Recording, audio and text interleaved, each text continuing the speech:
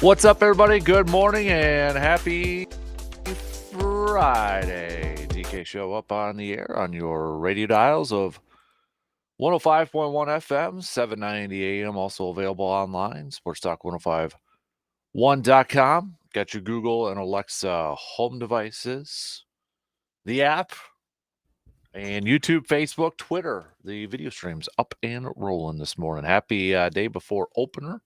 Maybe some of you already have headed out to deer camps and all that good stuff out there. Maybe you're getting ready to go this morning or a little bit later on today here. Best of luck to everybody. Don't forget to let us know how you do. Send us some pictures and such, but be safe out there as well. What do we got on the docket here? What do we got on the game plan for us this morning? Packers, Chargers, we're going to preview it. We're going to break it down. Your keys to victory for this game, key matchups. Give me a player or players that you think got to have a game. Guys that got to step up and have themselves a game here. Maybe, potentially, Packers getting a little bit more healthier. Maybe getting a little bit more help for the game on Sunday. Jair Alexander returned to practice yesterday. We'll see if he can give her a go today as well. But good timing, too, because Keenan Allen did return to practice for the Chargers yesterday. So I don't know about you, but I'd feel a whole lot better if Jair was out there going up against Keenan Allen and such. But other than that, what other key matchups, keys to victory, what other things are we going to be looking at here for the Pack?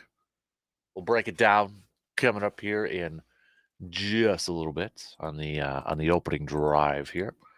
We got the Bucks back in action tonight as well, taking on the Charlotte Hornets for in-season tournament play. Bucks looking for their 8th win to improve to 8-4. Charlotte right now 3-7. You got a couple of hoops games going on tonight, both at the same time, because Badgers and Hornets tip off at 6 p.m. and the Badger men's basketball team also tips off at 6 p.m. tonight. So we got a little hoops action to get to chat about. Brewers officially introducing their new manager and associate manager yesterday in a press conference. Maybe you saw some of the clips and saw some of the highlights and that stuff. But Pat Murphy officially introduced as manager, and Ricky Weeks officially introduced as associate manager. But we'll go over a little bit of that. I know Brandon's going to be joining us starting in the next hour or two, so we'll get his thoughts on the moves, on the hirings, the promotions for, I guess, promotion for Pat Murphy. It is a 3-year deal, 3-year deal. So maybe it is just a one thing. I don't know. That's too early to kind of gauge at this point. But yeah, we'll break it down and get Brandon Berg's thoughts on the moves and such. But Matt Arnold did talk a little bit too. Did take some questions, not a whole lot yesterday of substance, but he was asked about what the plan was going to be for the for the ball club, expectations for this roster in 2024. And Matt Arnold said, we're going to do everything we can to compete here. So, yeah, take that again for what it's worth. Typical general manager speak, right? So, but we'll take a look at this and break it down coming up a little bit later on. Badger football also in action. Last home game of the regular season, going up against Nebraska. Badgers still looking for one more win to become bowl eligible. You got confidence that they can beat Nebraska after the last couple weeks, losing to Indiana and Northwestern here. Then you got the Axe game coming up next week. So we'll make some picks and talk some college football with the Badgers taking on the Cornhuskers in Nebraska, and take a look at some of the other games. Speaking of college football, kind of a interesting timing and kind of an interesting change of course, if you will. But Harbaugh and Michigan, they've changed their course now, and they accept the 3-game suspension. So Harbaugh will not coach this Saturday against Maryland or next week in the finale against Ohio State. According to a statement, the university said that the Big Ten agreed to close its investigation, which means there won't be a hearing Friday morning as was planned. The case has been formally dismissed in the county court as well. So, but yeah, I still think Michigan's going to lose to Ohio State, but we'll see. We'll see. But we'll get to that when we get to that. Speaking of football, the high school football state championships will continue later on this morning. Rice Lake kicks off at 10 a.m. Best of luck to the Warriors. Rice Lake up there yesterday. It started. Edgar got it a state championship.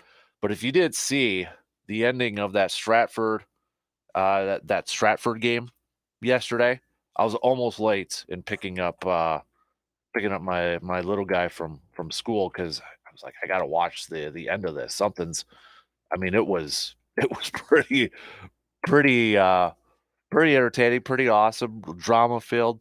Darlington blocked a field goal with less than a minute. Darlington ran a couple plays, maybe some questionable pass play on second down there, but then Darlington fumbled it with less than 20 seconds left to go. Stratford hits a big pass play. Seaver gets tackled at the 3-4 yard line around there, but as time expired, but there was a penalty on Darlington, so Stratford got an untimed down, and a German foreign exchange student goes in there, kicks the game-winning field goal, and I saw too, according to the WIA Twitter one, that was the first field goal that Stratford hit all season too. So I mean, 10-7 win for Stratford. What a crazy finish to that game yesterday. So if you didn't get to check out the highlights or see that, you missed a good one. You missed a good one. But Stratford wins their 9th title to tie a state record. So, but we'll catch up on some of the other prep stuff that's going on in our area. I know we had some hoops begin this week. Girls basketball action begin this week too. So we'll break it all down with Mr. Brandenburg. Coming up a little bit later on here, we've got Inside the Training Room with Dr. Crow, Chippewa Valley Orthopedics and Sports Medicine. Good timing too with the Joe Burrow injury last night. I know Mark Andrews suffered an ankle injury, tight end for the Ravens. He's done for the year, but kind of a weird thing going on with Joe Burrow. If you weren't following along last night or watching the game and such, apparently cameras caught him showing up to the game with what looked like a wrist brace on his throwing hand, and then he leaves the game a little bit before halftime because he can't even grip the football to throw it. The team is calling it a sprained wrist. So we'll get Dr. Crow's thoughts on that um, along with the whole Deshaun Watson issue and other injuries that are going around the entire sports world there. So Dr. Crow will be joining us coming up in under an hour from now. So we've got a loaded program on this Friday before the opener. So shall we get things going here? Shall we get things started? Let's do it up. Coming up on the leadoff for us this morning. Let's talk a little Packers versus Chargers, previewing this game. Packers trying to get their 4th win. Hey, they get their 4th win. Can they pull a old Aaron Rodgers? I think we can run the table sort of thing. Yeah, I don't know about that. But we'll preview this, take a look at this, key matchups, keys to victory for some Packers fans, I guess, who still want victories at this point. But what are you going to be watching for? What do you think, or who do you think has to have themselves a game? Give me a player or maybe a couple of players over there and such. I mean, what other things are you going to be looking for in this game? Is it just straight up you're still looking for improvement, continued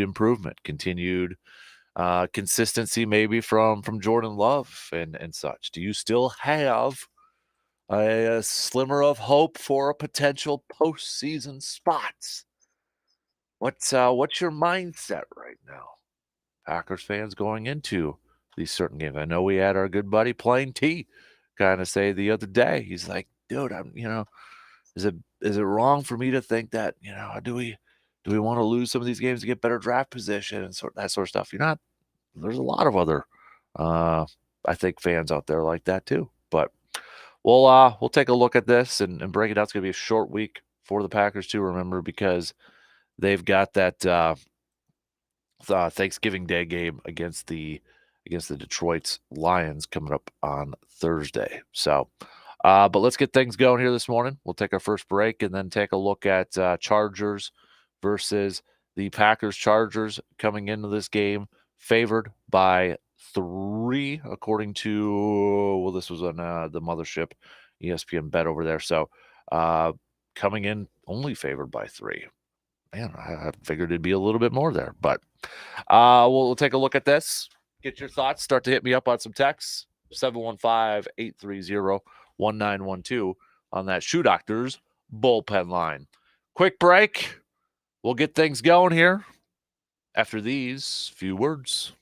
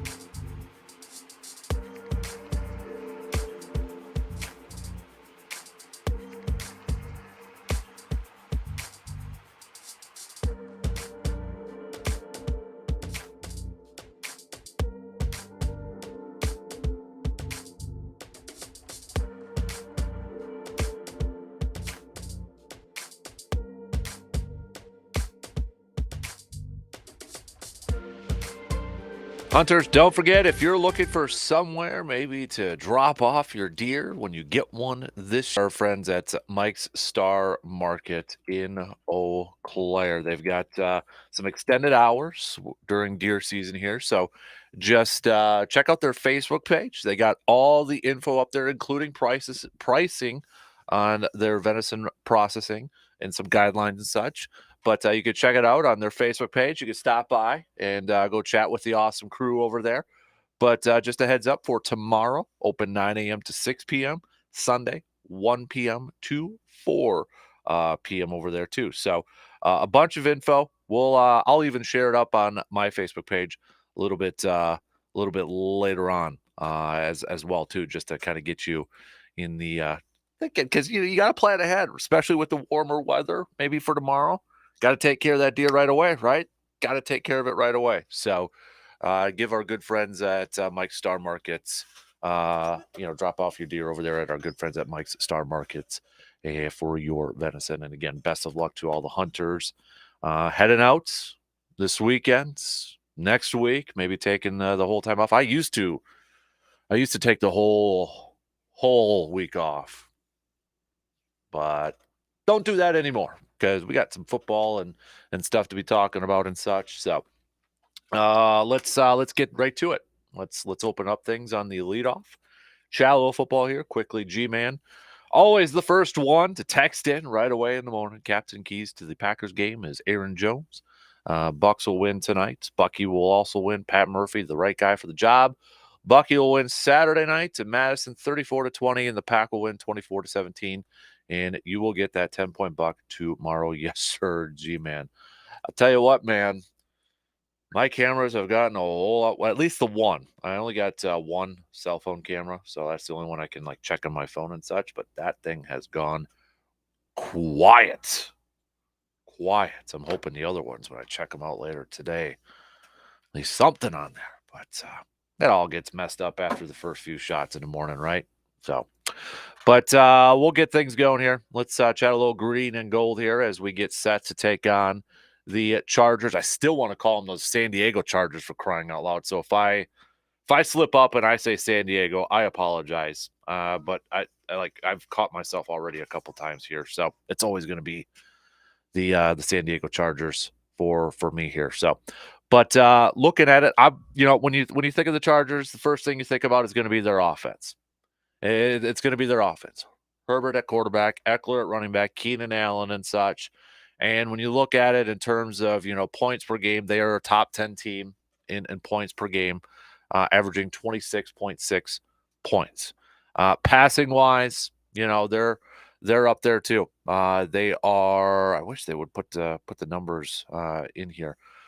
But the Chargers top 10 team in passing, averaging 249 yards per game. But rushing wise, they're right next to Green Bay.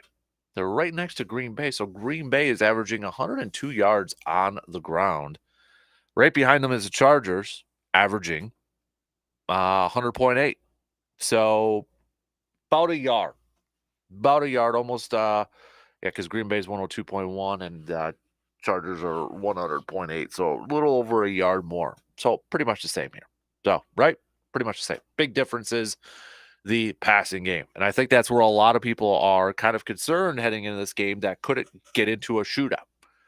And does the Packers offense have enough to get into a shootout against the Chargers? I think a lot of us would probably say, no. If it got into a shootout situation, that spells trouble for Green Bay.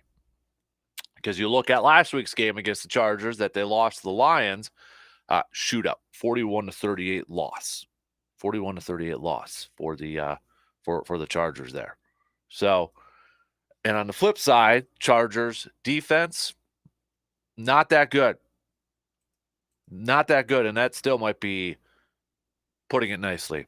They have allowed the second most yards, total yards, in the entire NFL, 393.2. The only team that's worse than them is a team that already beat Green Bay, Denver Broncos. The Denver Broncos defense, giving up, the only team in the entire league so far this season, giving up over 400 yards total on defense, 401.8 to be exact. So, are the Chargers, where are they giving up the most yards?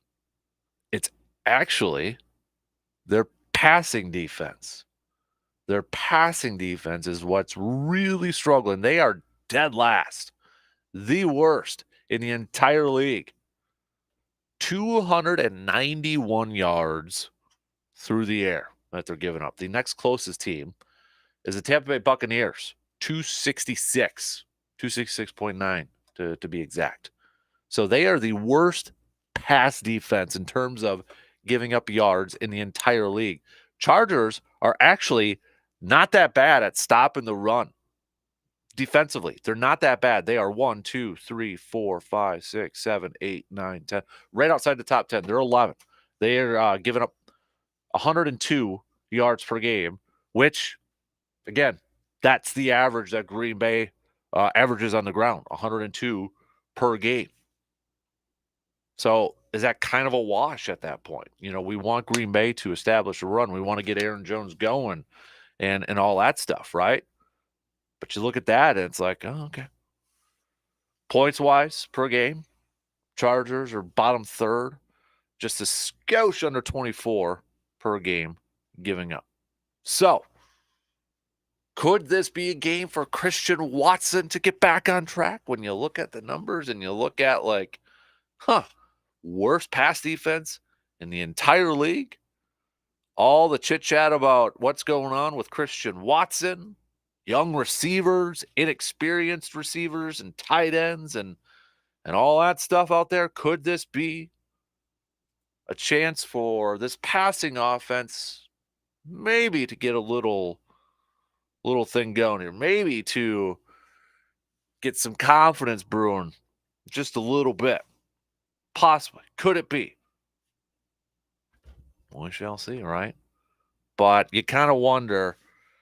I guess that's like the one thing maybe I'm a little bit, I don't know if I'm worried about it or maybe something I'm going to be watching, because I feel like at times earlier in the season, Green Bay schematically, when they're scheme, their scripted plays, beginning of games and such, it really seemed like they would hyper focus on the weaknesses of that other team and try to exploit that, which I get it.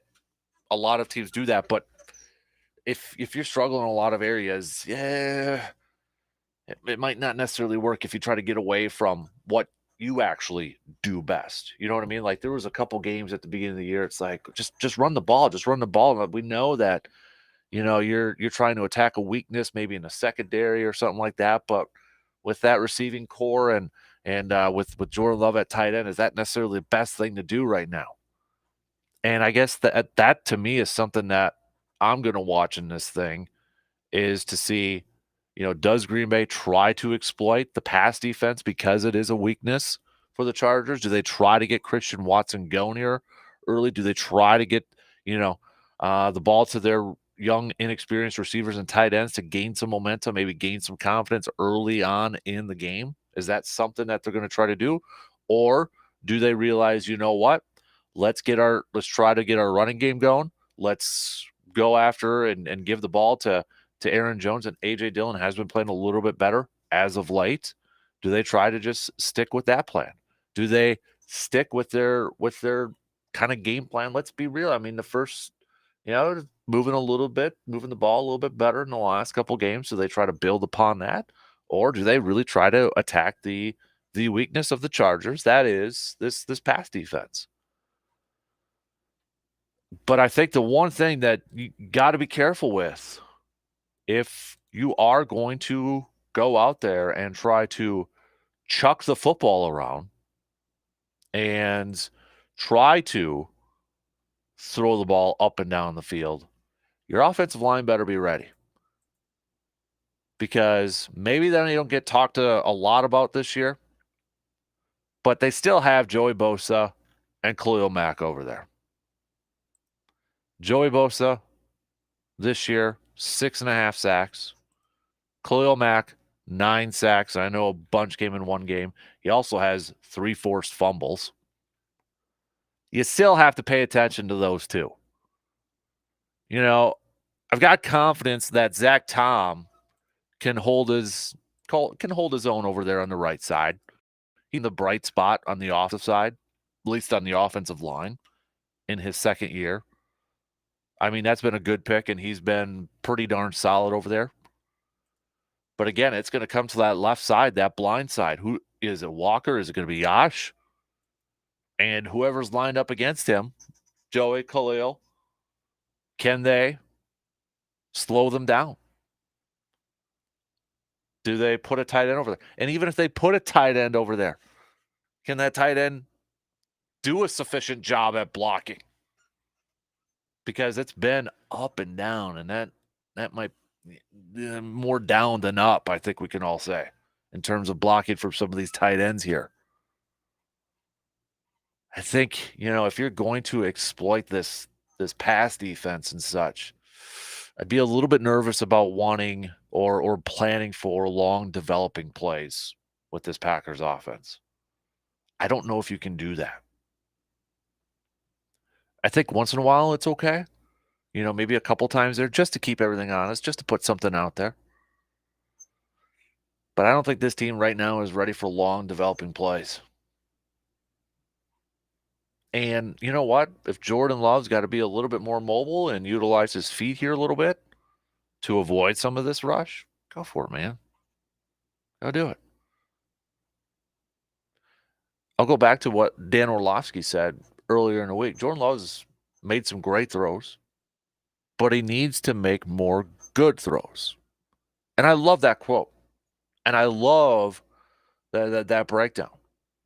I want to see Jordan Love make more of the solid throws, good throws. Doesn't always have to be highlight film, great corner throws to Romeo Dobbs like he did. It was a great throw, great touch on there. But we want to see the good throws too. I'd rather see more of that. Continuing to push the ball down the field, getting it into your playmakers' hands. But maybe this is a game for Watson to kind of bounce back, gain some confidence in. I mean, it would almost be a year to the day, a little over a year that he exploded against the Cowboys with those 3 touchdowns, right? It would be close to that if you're looking at certain situations like that. But Packers also, even with this pass defense being suspect for the Chargers, you look at it, you got Derwin James back there. I wouldn't mess around too much with Derwin James roaming around center field. Remember, he's a guy that a lot of Packers fans wanted in that draft a few years ago, the same draft that the Packers went out and got Jair Alexander. So I wouldn't mess around too much with Derwin over there. They're very familiar with Eric Kendricks, man over there. I think it's fair to say when you look at this defense for the Chargers, and you're like, I think they're similar to Green Bay in a lot of ways, that underperforming with the guys that they got, with the players that they got. I would say they are underperforming in a lot of areas, similar to Green Bay. Now, they are better at stopping the run than Green Bay, but Green Bay, technically, numbers-wise, a little bit better at stopping the pass, and it's similar styles too. Brandon Staley, where'd he come from? The Rams. Little bit different than maybe a Joe Barry-esque, but very similar because Brandon Staley, grew up or learned under Vic Fangio, learned under that style, learned under that system a little bit. So, I mean, there's some similarities between Joe and Brandon, but there's definitely they've got their differences in this thing too. But I think it's fair to say that both these defenses have underperformed considering the talent that they have on there. And for all the talk this week about being more aggressive for this Packers defense, which I'm one of them, I wouldn't mind it. Does it mean you're going to have to give up some big plays? Or at least you're going to open up the possibility that you're going to be giving up some big plays? I think they got to do that, but I don't feel like this is going to be a game that they're going to do it, because I feel like they look at this thing as like, okay, we got Justin at quarterback, Keenan Allen if he plays, which I think he's going to play. I feel like they're just going to again try to keep everything in front and try to not give up big plays because they don't want to get into a shootout with this team. I feel like that's the game plan that we're going to see on Sunday. Maybe it's something completely different, but in terms of the passing defense, I feel like it's going to be a lot of the same stuff that we've seen so far this year. Everything in front, making the Chargers put together consistent 10, 11 yard or 10, 11, 12, play drives, even a little bit longer. But they don't want to get into a shootout with them, so they're going to be that bend, don't break style of defense, right? That phrase that we hear almost every week for almost every single year when it comes to Green Bay. I feel like we're not going to see anything different. We're not. We're probably, honestly, we're probably not going to see it for the next few weeks here when you got Detroit and Kansas City too. So all the frustrations about this Packers defense maybe not being as aggressive, buckle up, because at best, I don't think you're going to see it for, honestly, probably for the rest of the year, but especially in these last two, or for these next couple games here. You're going to see them try to just drag this thing out. And that puts a whole lot more pressure on this offense. It's kind of a double-edged sword if you think about it here a little bit, because one, you're trying to force opposing offenses to consistently put together long drives and consistently, score and all that. But once they go out there and they complete these 12, 13 play drives with a score, well, great. That puts more pressure on your offense to, one, have long sustained drives too, so you're not throwing your defense out there, which we've seen so many times where it's been quick 3 and outs for this Packers offense. But you take away all that time. We know this Packers offense isn't a quick strike offense either. So I mean, there's negatives to that philosophy. There's negatives to that mindset. So on one hand, you're trying to take away some of the pressure on the offense to not get in a shootout with the Chargers, but in the same breath, you allow those long drives from the Chargers offense.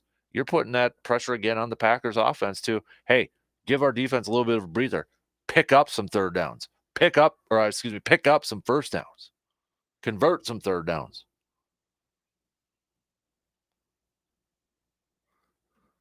I think when you look at some matchups and that sort of stuff, obviously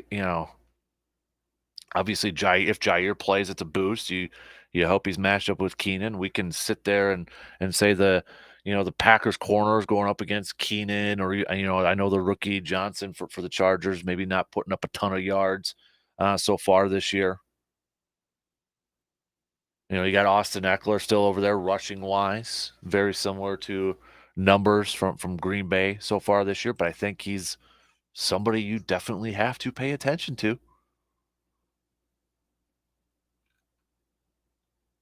So key players, I kind of look at, okay, Quay Walker, if he's out there, I want to see him active. I think you got to collapse the pocket. You got to, try to put some pressure on Justin Herbert. But I think the Chargers are going to look at this thing and like, okay, we saw what the Steelers did in the running game last week against this Packers defense. Eckler may not be putting up great fantasy numbers. He's got 332 rushing yards this year, just 3.6 average.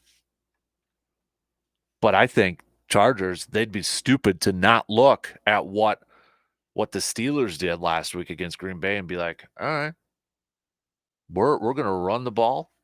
We're gonna really utilize Austin Eckler. If I had Austin Eckler in fantasy football right now, I'd be feeling good about playing him this weekend. I'd be. I mean, looking at what Green Bay did, I'd be good playing Austin Eckler this week. Does he get his first 100-yard? I mean, when was the last time he had a 100-yard game? It's been a little bit here. Let me see if I can pull it up here. His last 100-yard game was the opener against the Dolphins. 117 yards. That was his last one. And we know he's a receiving threat too. That's where I look at a guy like Quay Walker as maybe a key player on this defense to maybe try to slow him down or limit Austin Eckler.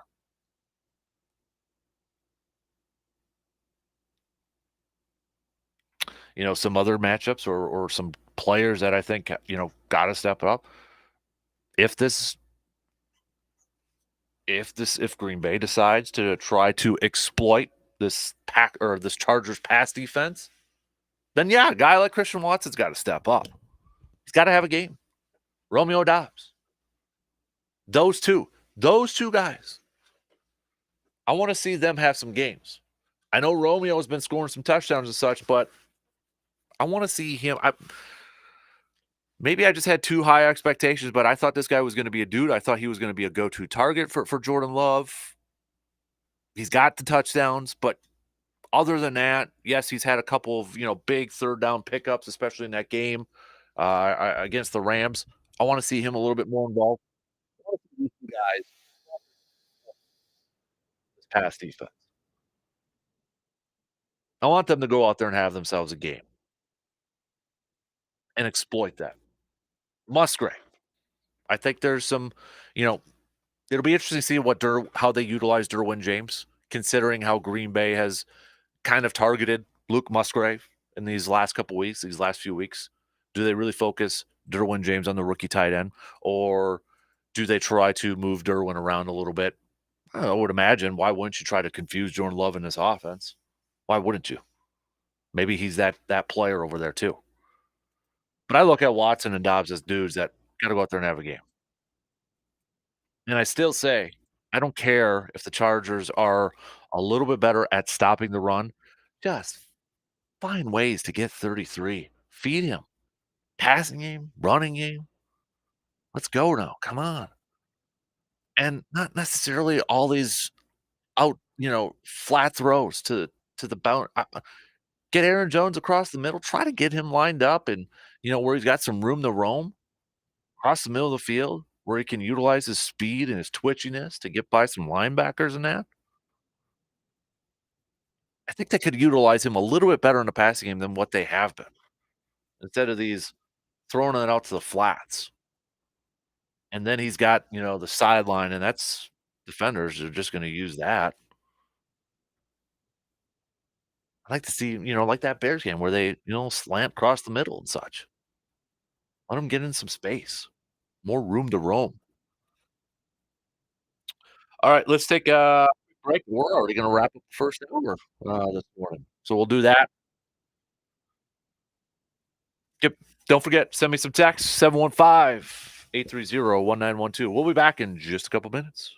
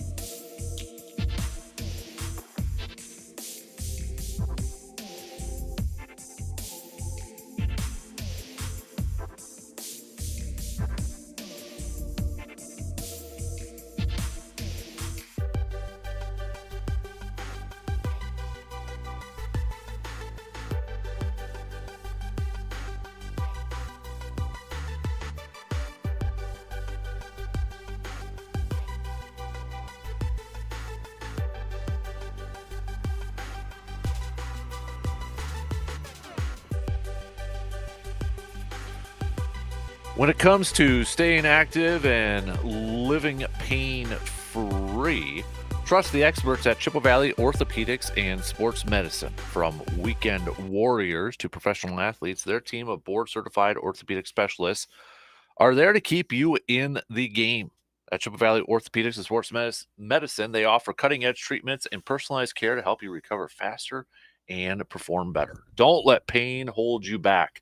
They're dedicated to getting you back to doing what you love. Just visit cvosm.com to schedule an appointment and take that first steps towards a healthier, more active you. We're going to be catching up with Dr. Crow just past 7 o'clock this morning for a little inside the training room segment. So we'll catch up with him and get his thoughts on Deshaun Watson's shoulder injury, Joe Burrow last night leaving the game due to what they were calling a sprained wrist. We'll see if what Dr. Crow thinks about that situation over there. So then after that, we'll catch up with Brandon Berg, our good buddy, Mr. Brandon Berg, sports editor, Chippewa Herald. We'll catch up on some of the prep stuff, local stuff. I know girls hoops started this week. We got the high school state football championships day 2 set to begin in a little over 3 hours from now with Rice Lake set to kick off. We had Edgar and Stratford winning in that very exciting finish in that Stratford game there too. So, but we'll catch up, and we got blue gold stuff going on as well. So we'll catch up on all that stuff with Brandon, including the Carpet City Flooring Center local spotlight. Plus, we've got cream of the crop. You want to play along with us for your cream of the crop? You can do so. Just hit us up with a text on that Shoe Doctors bullpen line, or hit me up on Twitter at DANKASPER. All right, we only got about a few minutes left to the top of the hour here. Let's catch up on some of the texts on that Shoe Doctors bullpen line. I think key matchup is going to be if Jair Alexander plays, he better be matched up against Keenan Allen. This is from Richard. Richard on the texting line there. We've got David saying key to victory for the Packers is time of possession and winning the turnover battle. Don't give this Chargers offense any extra offensive possessions. Good point.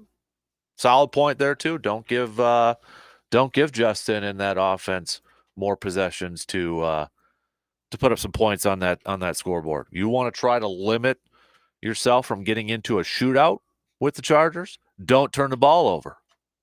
Don't turn that ball over, and then have those long, or have some drives, long sustained drives. Don't go 3 and out and giving the ball back right away. Pick up some first downs. Move the football. I would also say too, if you get in that red zone, come away with some touchdowns. Field goals aren't going to win this game. You know what I mean? You don't want to get into the red zone there and just come away with field goals, because I was looking it up. The teams in the NFL with the best red zone scoring percentage, touchdowns only here, Chargers are number 2. So once the Chargers get into that red zone, they've got a 72.41% chance to come away with a touchdown. And in fact, their last 3 games, 100%. They've been at 100%. If you're asking where Green Bay's at, man, it ain't good. They're 27th, 46.88%. 46.88%. And their last 3, 23.08. It has not been good in the red zone.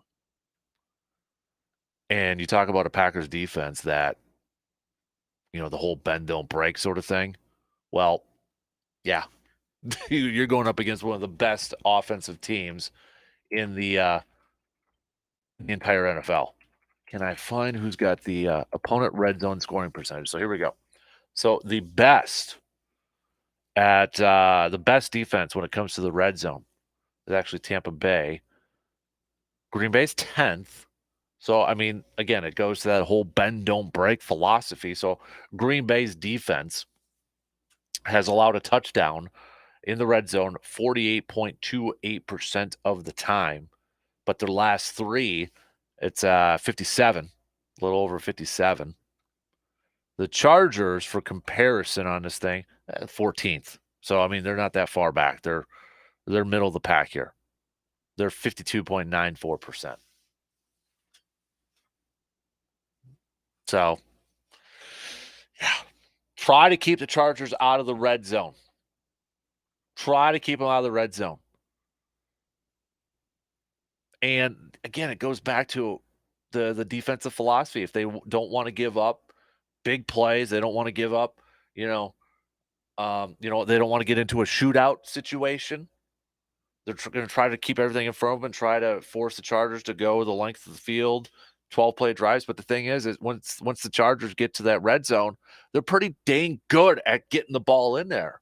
So do you try to be a little bit more aggressive?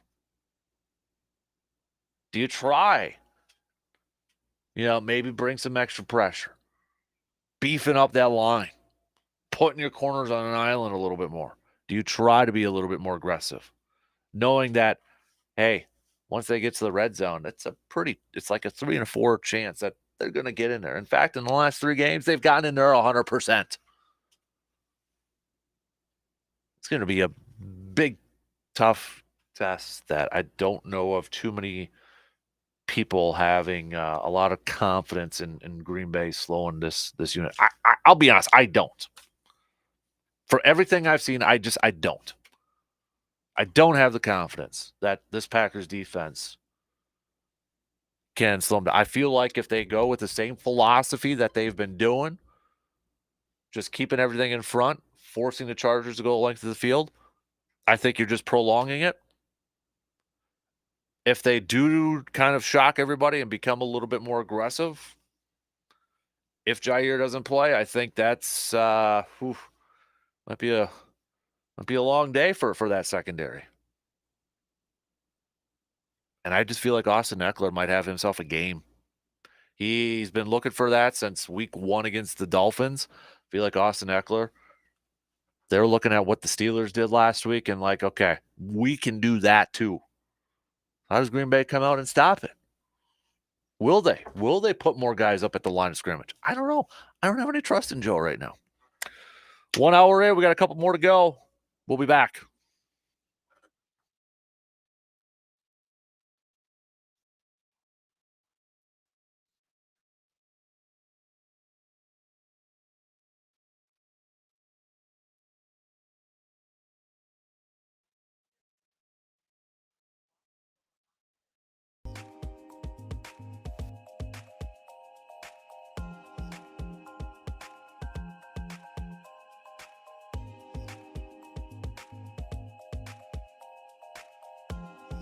Looking at 13 felony counts. The lawsuits accuse adults who hosted the bonfire of negligence. While we go to the campus level where there was political representation, Governor Evers in our area at UWEC to talk DEI and beyond.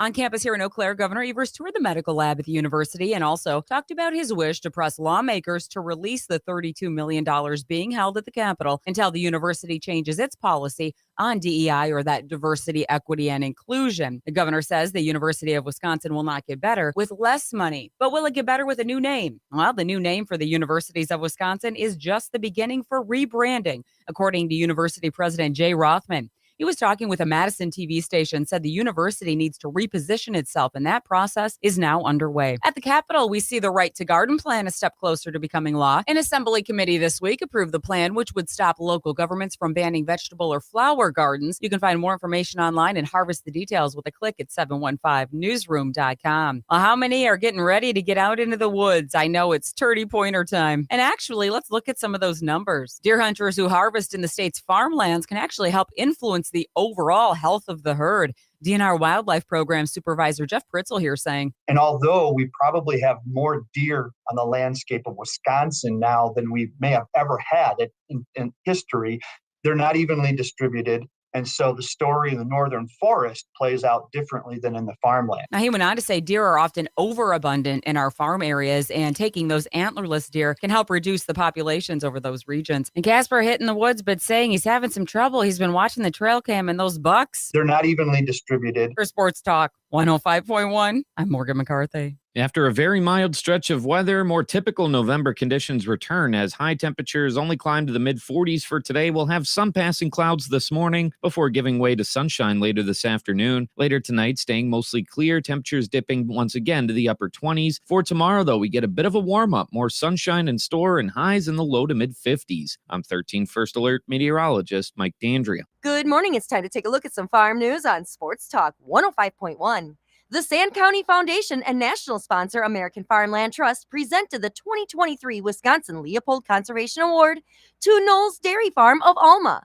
Knowles Dairy Farm was revealed as the award recipient at yesterday's meeting of the Board of Agriculture, Trade, and Consumer Protection in Madison.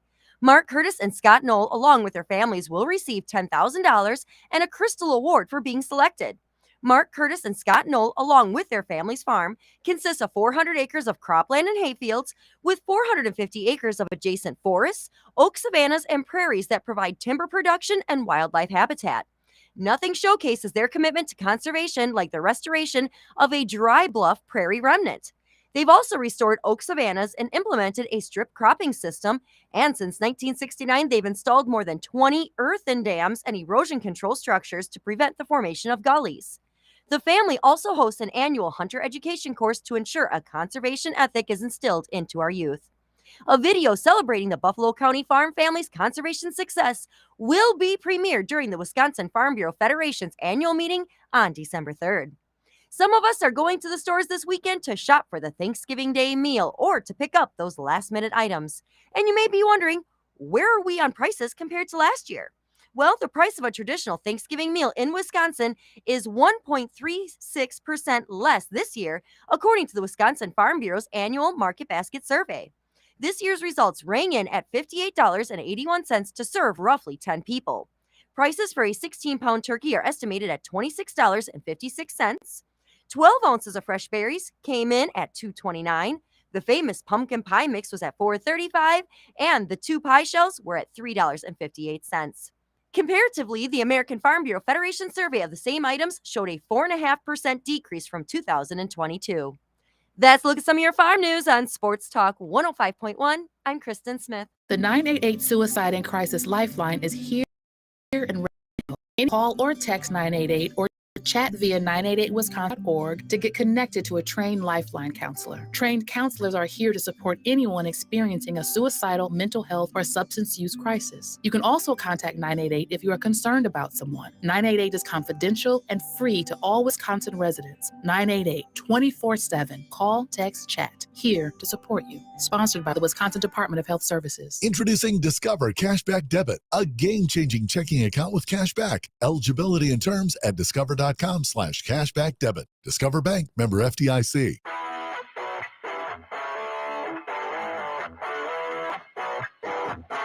Crank it up.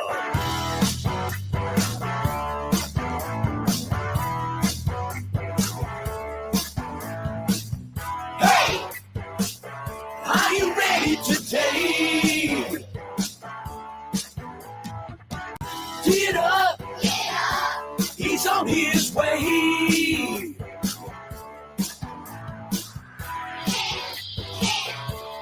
He's our man. The man, the myth, the legend. That's Dan. And now, the Dan Kasper Show. All right, here we go. Second hour kicking off on this Friday morning before the opener tomorrow. Best of luck to everybody who's going to be heading out to the woods. Don't forget to send us your picks so we can put them up on the Tilden Gun Trophy Gallery. Best of luck. Be safe to everybody out there. Coming up, we'll catch up with our good buddy, Mr. Brandenburg. We've got some football picks, cream of the crop, the Carpet City Flooring Center local spotlight, all that good stuff. We'll get back to previewing Packers and Chargers and such, but we got inside the training room.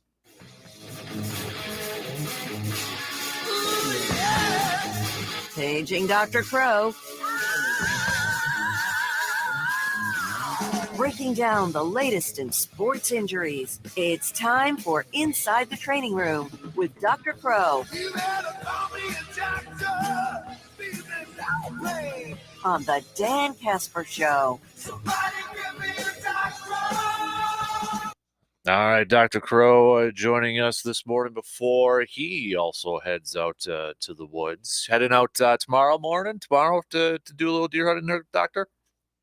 Absolutely. Attaboy. Well, best of luck, but not too much luck because I know you had a couple luck last couple of years, and I've been on a rut, man. So It's my turn. It's my turn, dude. So Spread the love. Right, exactly.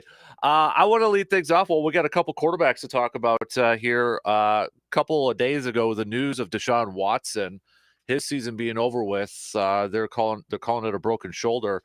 The thing I wanted to ask you about, I saw Tom Pelissero tweet this out when it was first broke that Deshaun was looking at multiple opinions, wanted to quote shoot it up and still play, but he was told if he took another hit on that thing, the shoulder could fall apart. So I just had this vision of his shoulder falling apart. Where exactly would he have broken, do you think, or kind of give us a little bit of a background maybe on a broken shoulder? And is that true that it could have, quote, fallen apart essentially? A bit of hyperbole perhaps, but no, I mean, there's probably some truth to it. So the kind of this discussion around his shoulder has kind of pointed to the fact that it's likely what's called a glenoid fracture. So when we talk about the shoulder, we call it a ball and socket. So the shoulder, even though it's a ball and socket, if you actually look at the x-rays or the anatomy of a shoulder, the socket, which is aka the glenoid, is really not that much of a deep socket. It's more of like a golf ball and a golf tee. So the integrity of the socket is very important. So just like those of us who golf, when you break a tee and even just a little lip is broken off, it's pretty easy for that ball to fall off that tee. In the same sense, if you break the glenoid, your shoulder's very unstable. So we use the term bony Bankart or glenoid fracture, and those can be big injuries. Now, sometimes it's a little sliver, sometimes it's like a third of the joint, and those are very different injuries. But the rumor is that his is a fairly large one. So the concern is the quote unquote fall apart is that his shoulder dislocates, and you can imagine when you're dislocating, number one, it's painful. Number two, there's a lot of shear forces that occur, and you can sustain additional damage. So you can certainly have, and again, with a sizable bony Bankart trying to play football, the odds of him dislocating, it's not so much, if, it's really when. I mean, it's going to happen. So I think at this point, it sounds like that they're going to go ahead and try to fix it. And it's a hard surgery to do. I mean, it's technically, I actually just happened to fix one of these last week in a patient, and it's a very challenging surgery because it's a small piece of bone. It's deep inside the shoulder, and it's so important to restore because you're not just trying to stabilize the joint, you're also trying to restore the joint surface. And so it's going to be a critical surgery. I'm not going to sit here and claim it's going to be, it's definitely one that has to be, taken care of appropriately and heal appropriately in order for him to get back. So we wish him the best of luck, but it's a big injury, no doubt about it. Interesting. So then last night, Joe Burrow, there's wrist gate almost a little bit with this thing because cameras apparently caught him walking in the stadium with a wrist brace on. He wasn't on the injury report. And then right before halftime, he ends up leaving the game. There was a clip of him trying to throw the football on the sideline, and he couldn't even grip it, and he's just shaking his head like he can't do anything. And the team's calling it a wrist sprain, though. I feel like it's a little bit more than probably a wrist sprain at this point. Yeah, it certainly was a little nebulous. And people were talking about it coming up into this and seeing him leave. It really does make you scratch your head. I mean, wrist sprains are, when we use the term sprain, what we're talking about, and we've discussed many sprains through the course of our discussions, but it's anytime there's a strain to a capsular ligament that basically pulls and causes at least some tearing. So, I mean, a sprained ankle, a sprained ACL, I mean, those are both sprains. A grade 3 sprain of the ACL is aka complete tear, right? So sprains can be very, very severe. And when you talk about the wrist, I mean, the wrist seems more joint. It just kind of, you plantar flexor, just move your wrist back and forth. It's pretty straightforward, but it's not. I mean, it's a very complex. There's 8 carpal bones that all link together that join in the forearm with the metacarpals, and so it's a complex. Any of those ligaments can be injured. Some of them are very serious. So you can have scapholunate injuries. there's a number of ligaments I could name, but they can be very, very serious. And I mean, those are also potentially very devastating injuries. I am sure that he had an MRI immediately after his injury, and he probably has already had one either last night or have one this morning, and they're going to detail the extent of it. But as long as it's not a complete rupture, most of those will heal. But it really is going to affect the ability to do almost anything with that hand. So throwing, gripping, all those kind of things that are going to be very important for him. Because I believe it's his throwing hand, right? Yeah. Yep. Yeah. So, I mean, for him, the ability to grab a football and throw it, I mean, that obviously relies on the wrist very heavily. So if it's a significant sprain, I mean, it could be time away. And in fact, if it's a bad enough injury, sometimes they do have to do repairs or reconstructions on those, which we certainly hope not, because those are a bit of a crapshoot, to be honest. Interesting. Also last night too, Mark Andrews, the tight end for the Raiders, ankle injury. Then Coach Harbaugh after the game said he suffered a ankle injury and his season is done at this point. I don't know. I feel like this year now, every time we talk about ankle injuries, everybody thinks Achilles at this point. It seems like Achilles injuries are the injuries of the year, if you will. But could it be anything else concerning the ankle if they're already saying that he's done for the year? Yeah, I mean, it's going to be. I saw the hit. I mean, it's it's kind of a topic in and of itself, the quote unquote hip drop tackle. Yeah. But he got rolled upon. That's going to be an ankle fracture or potentially a Mason Noob, which the Mason Noob is a high ankle sprain, but like a grade 3. So that's where the ankle gets external rotated when it's fixed. So he either broke his ankle or he sustained a Mason Noob injury. Either way, almost certainly going to require surgery. I mean, you could see the ankle actually pop and shift. So that was either one of the bones breaking or the two bones coming apart. So yeah, that's going to be a season over, fix it up. But the good news is most of the time those do well. So he should be back. But obviously you hate to see it when a guy goes down like that. Yeah. Switching over to basketball here quick. Jay Crowder of the Milwaukee Bucks, he's going to be missing 2 months of action.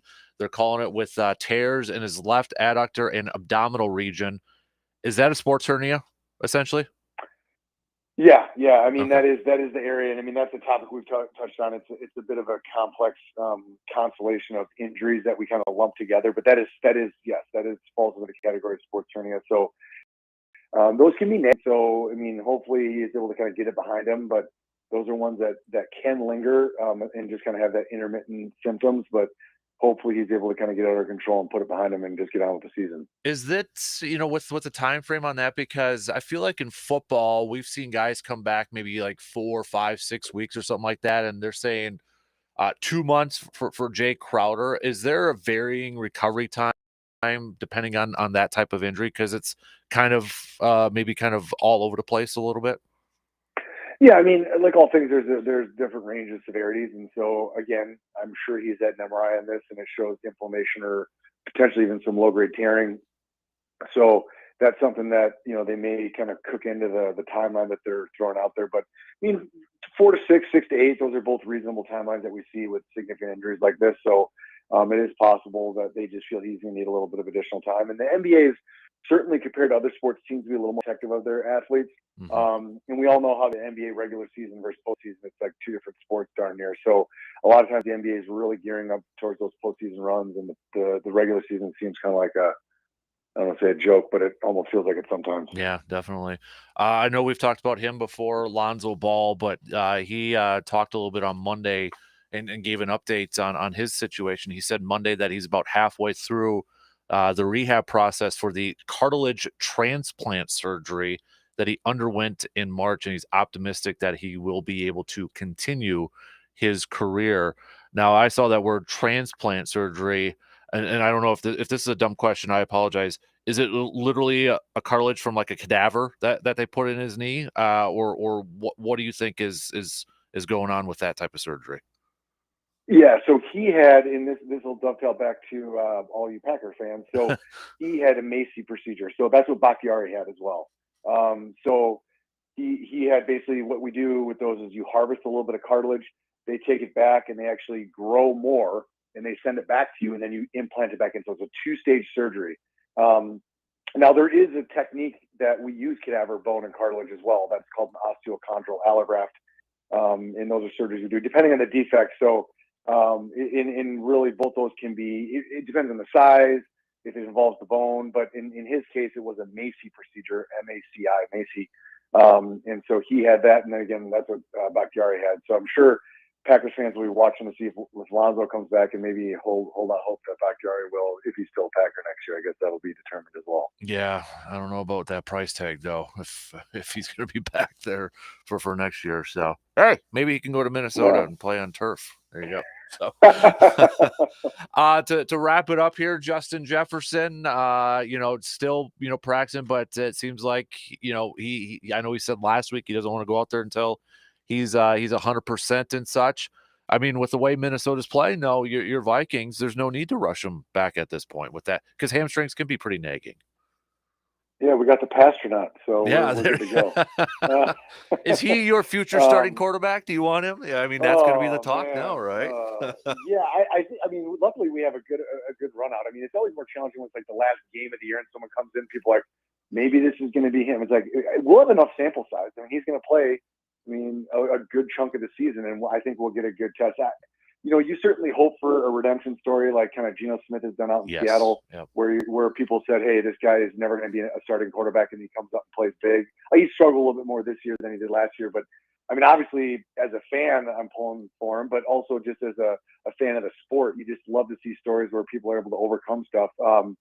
But I mean, obviously, you've been impressed. I mean, my concern is, truthfully, maybe this is a glasses half empty kind of take, but that teams haven't had enough film on him to see how he runs our offense and what he's done. And once people are able to kind of get that and scheme against him, maybe he won't be quite as successful, but I certainly hope not. But yeah, I mean, back to your original question with JJ, I think that, when it comes to all these, I mean, these soft tissue injuries, they seem in some ways benign. It's like, oh, just a pulled hammy. But the problem is if you get back too soon, then they become this recurrent problem, and you can just never get over the hump until you're to the off season. So, I mean, if we're able to make a run, get to the postseason, we need JJ. And so it'd be better for him to miss a game or two now and get to that spot where he's like, I truly feel 100%. And so I'm promise you he's getting all the treatments, probably continued advanced imaging to assess where it's at healing wise. So we certainly think that it'll be back hopefully soon, but it's unclear as if it's going to be a week or two or where we're at exactly. Mm-hmm.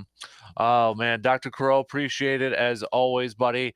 Best of luck this weekend out in the woods. Be safe, and keep me posted if you get another nice one out there to get upset with you. So yeah, absolutely will do. And yeah, everyone stay safe out there. You don't want to be in the hospital seeing those orthopedic surgeons that are falling under your stand. That good point there too. Good point. All right, Austin, appreciate it, buddy. Have a good weekend, and we'll catch up with you again soon. Okay.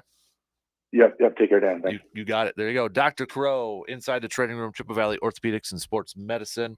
Let's take a quick break, and we'll get Brandon Berg in here after these quick words.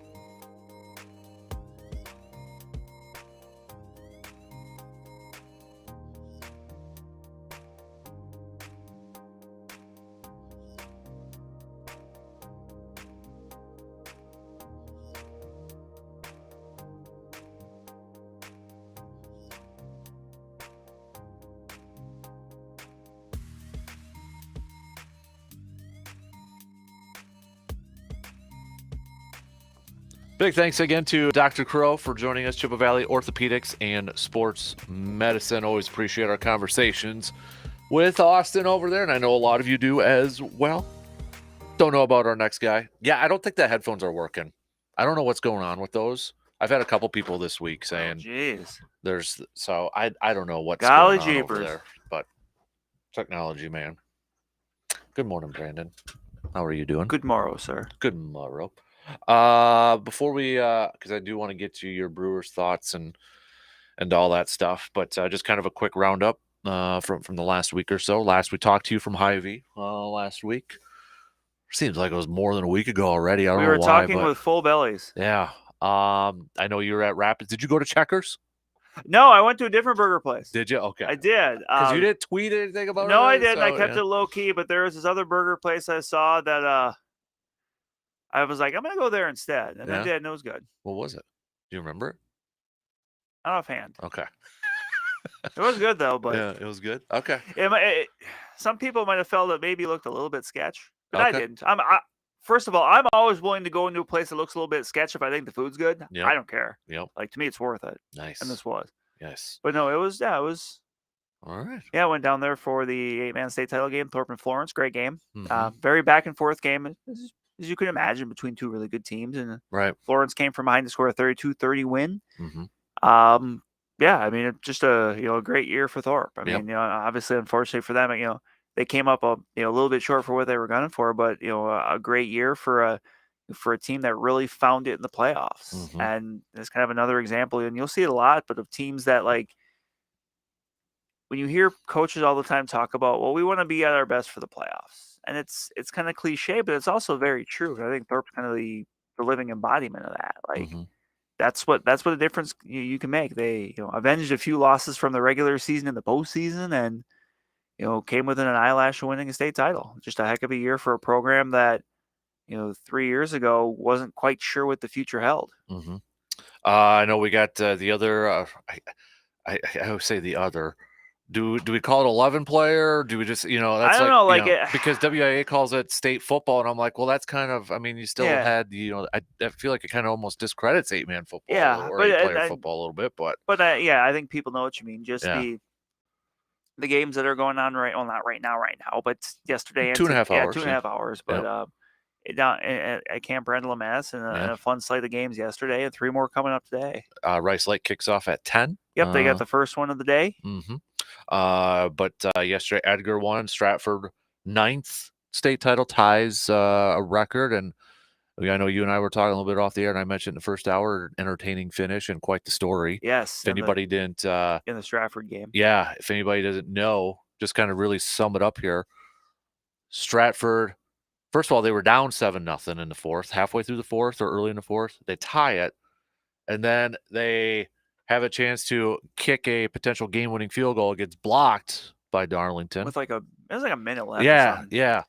And so it was a short field goal. It was basically an extra point, and it Right. got blocked. Yep. And then so Darlington running play picks up good yardage. Then the next one looked like they were going to run a double reverse, which I'm sure you would appreciate. Yeah, but they got called for false start. Yep, false start. So then they throw a pass play, which it wasn't a small. It was to the sideline, a deep one. Yeah, incomplete. Stop the clock.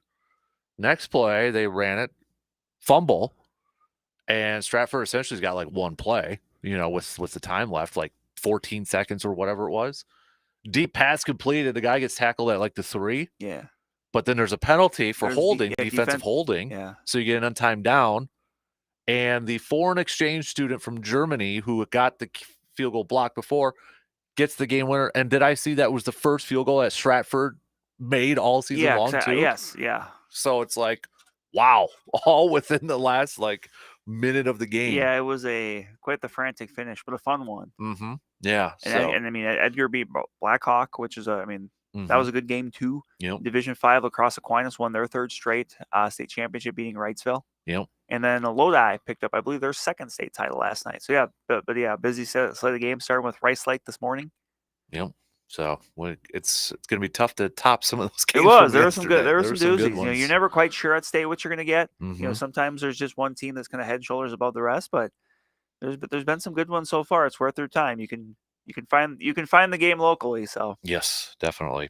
We got girls basketball that did start this week though too, and I know you got some previews up at the Chippewa Herald, chippewa.com with Chi High and McDonald. Kind of a couple different because was it Chi High has no seniors? Yeah, a couple teams in a couple different spots right now. Chippewa Falls senior list this year, but a lot of sophomores and juniors, some bigger classes underneath.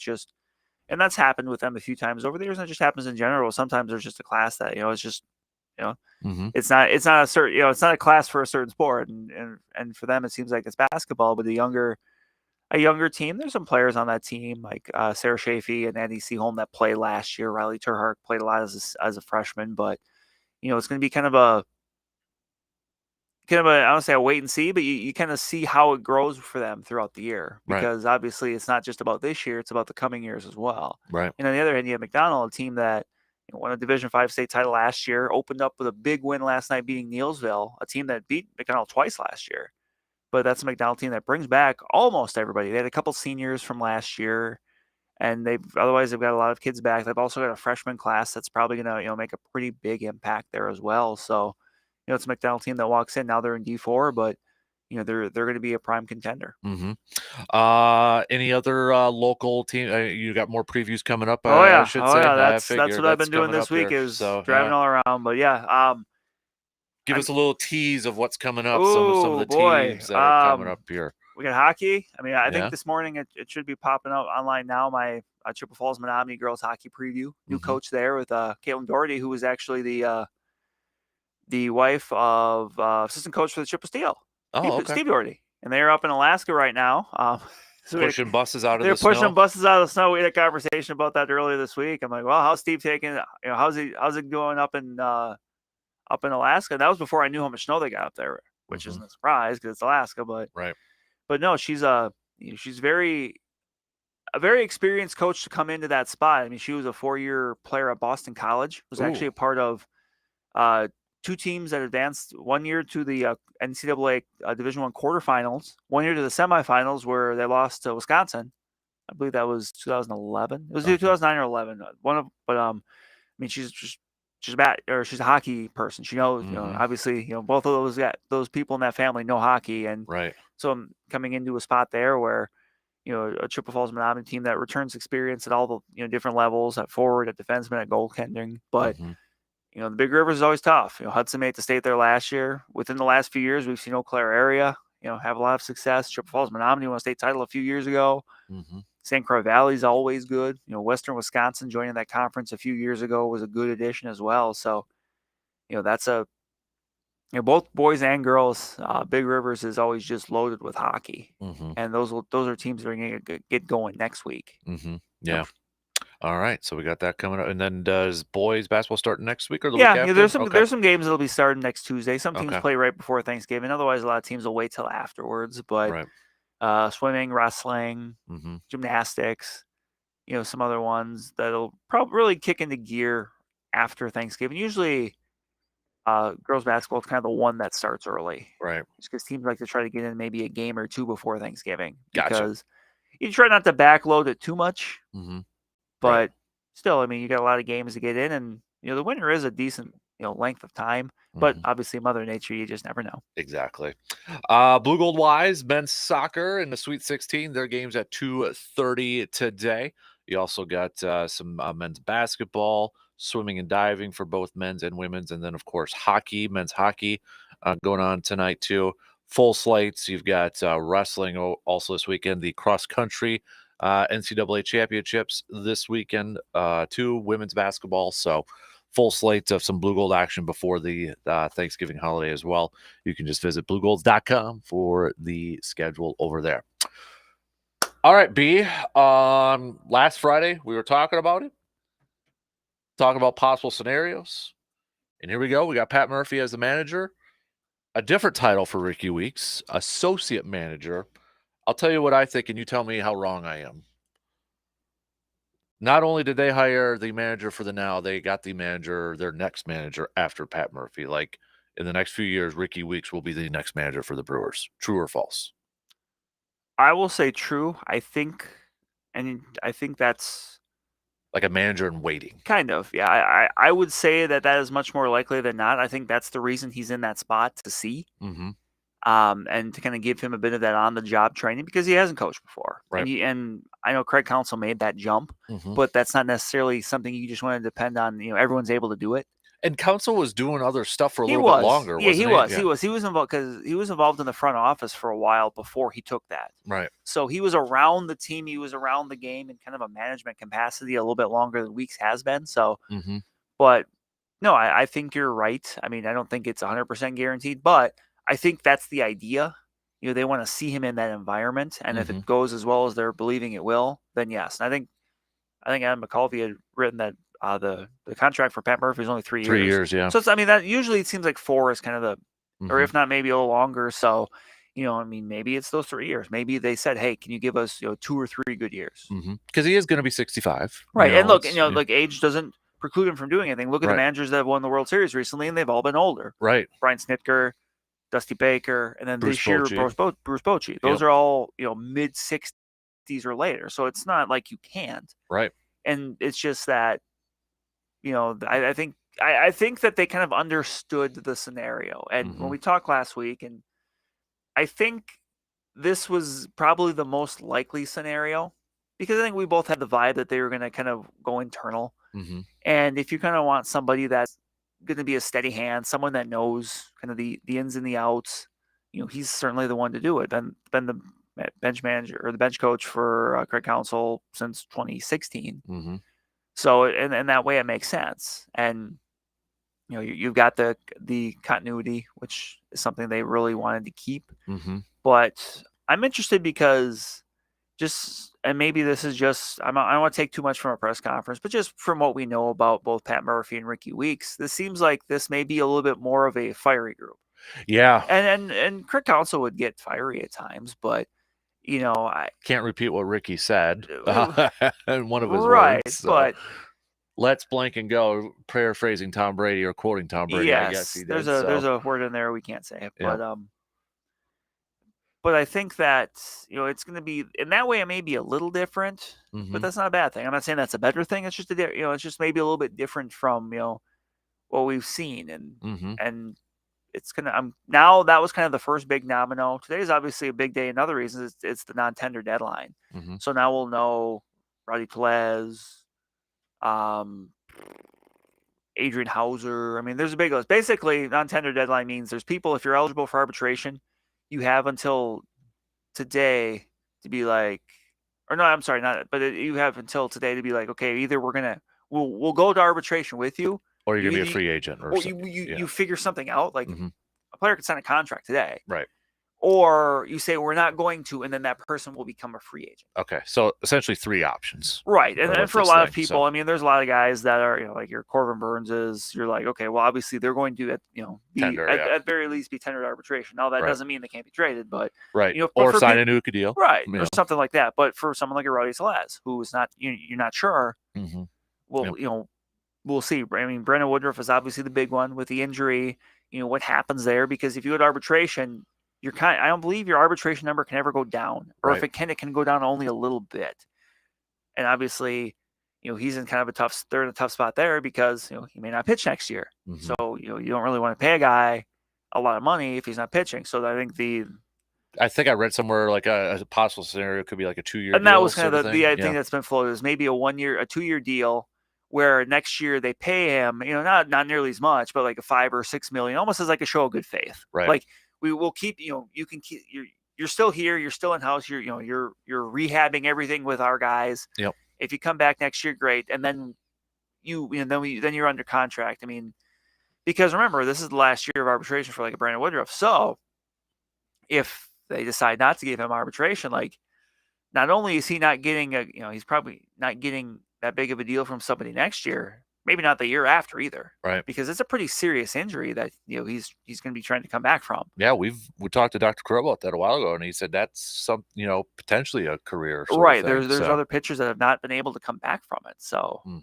but yeah, it's an important day, and now as Paul Harvey used to say, and now the rest of the story. Well, now the rest of the offseason, like now Now where does it go from here? I think that's the big question now too, and I know again Matt Arnold was asked about expectation roster wise yesterday, and typical GM speak, we're going to be competitive in that, but that's a question.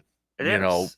Do you have Pat Murphy in place as kind of that placeholder because you have a younger roster coming in, or because, maybe you only got a few years with him, you try to go for it? I don't know. I don't think we have a better gauge of this. And that's what makes this offseason so interesting is there's so many ways it can go.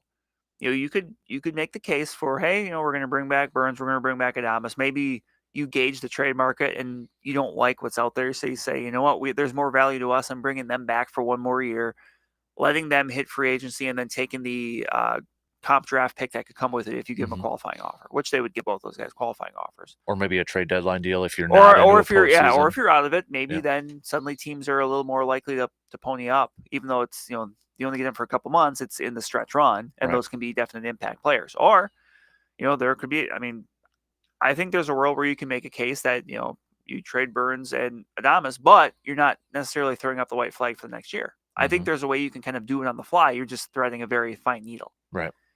Yeah. So there's a lot of options here. Yeah, and I don't have a better gauge from what we did a week ago. No. With the manager hire. I think it's just going to be one of those things where every day you check the news and you see if there's any rumblings out there. And that's the thing about baseball is it's such a this regular season and the off season, it's such a grind.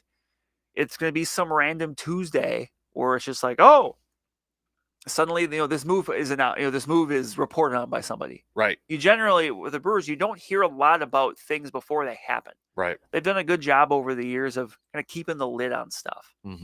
Well, I mean, the Yelich and Kane thing is a great happens example. On the same day. Even the Josh Hader thing, going back, I mean, there was absolutely no inkling of that. And then suddenly it's just like, what? Yeah. And just other, other or like Yusmani Grandal, I think. Yusmani Grandal, bringing back Mike Moustakas. I think that was on like a Sunday or something in February. Right. It's just like, you never know. Like, yeah. But I mean, with the Pat Murphy, I don't see anybody really I think it's pretty obvious to see all the coaches that were there for the presser, Christian Yelich tweeting photos. It seems like it's at least a PR win within the team. Yeah. Because I think that Mark Anasio had said that they had went to some of the leaders on the team and said, hey, what do you want in a manager? And I'm sure a lot of them said, hey, we want Pat Murphy. Right. It's someone they know. We talked about the continuity, and the Brewers believe in their system. They believe in their process. They believe in kind of what they have in place. And if that's the case, well, then it makes sense to kind of keep in-house. And really, if you're looking in-house, the only, Pat Murphy's definitely the most experienced. I had spoken about, my hope for like a Carlos Villanueva, who had taken a very similar road to Craig Counsell. But I understand that you also want someone that's got some managing experience. And it's very possible maybe Villanueva was just happier on the player development side of things. Right. But otherwise, there's some people maybe you can look at in the minors, or someone like a Matt Erickson, who's on the major league staff now, but was a longtime minor league manager for the Timber Rattlers. But I mean, there's a difference when you make that jump from minors to majors. And I think that this is maybe not the sexy pick, even though I'm not, I guess, for the people that were disappointed, I guess I'm not sure who they were looking for. Right. Because this isn't exactly a surprise. Right. I mean, it's kind of the boring pick, but that doesn't mean it's necessarily the bad pick. Right. It's just, Yeah, like who would have been the sexy and that's pick, it. Like, they're, seeing some of the names out there, it's like, okay, but it's like, I would have been okay with someone like Clayton McCullough from the Dodgers, but, like a Don Mattingly, like, I don't know, like. Or I just blanked on his name, but I know I mentioned it a couple months ago, the Mariners manager. Oh, Scott Service? Yeah. The Pride of Coon Valley. Right, yeah. Yeah, but I mean that. But again, and I know, you can do the whole give permission sort of stuff. Right, but still, like, it just felt like they wanted somebody at this point that kind of just understands what the organization's about, and like they know why the organization's been successful. So that way I understand it. And it was one of those deals that when it was announced, I was kind of like, okay, that's fine.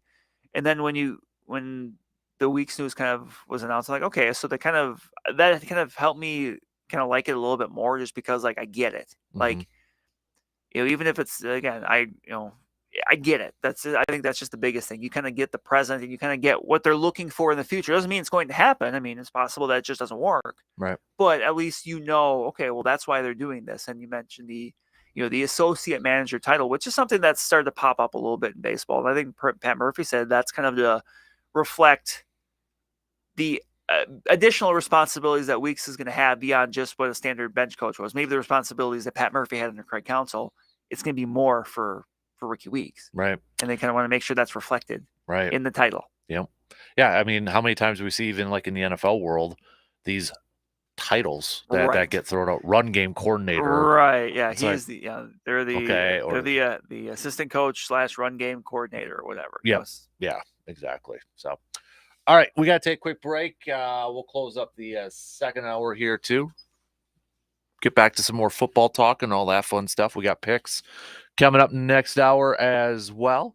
Stay tuned. We'll be back after these quick words.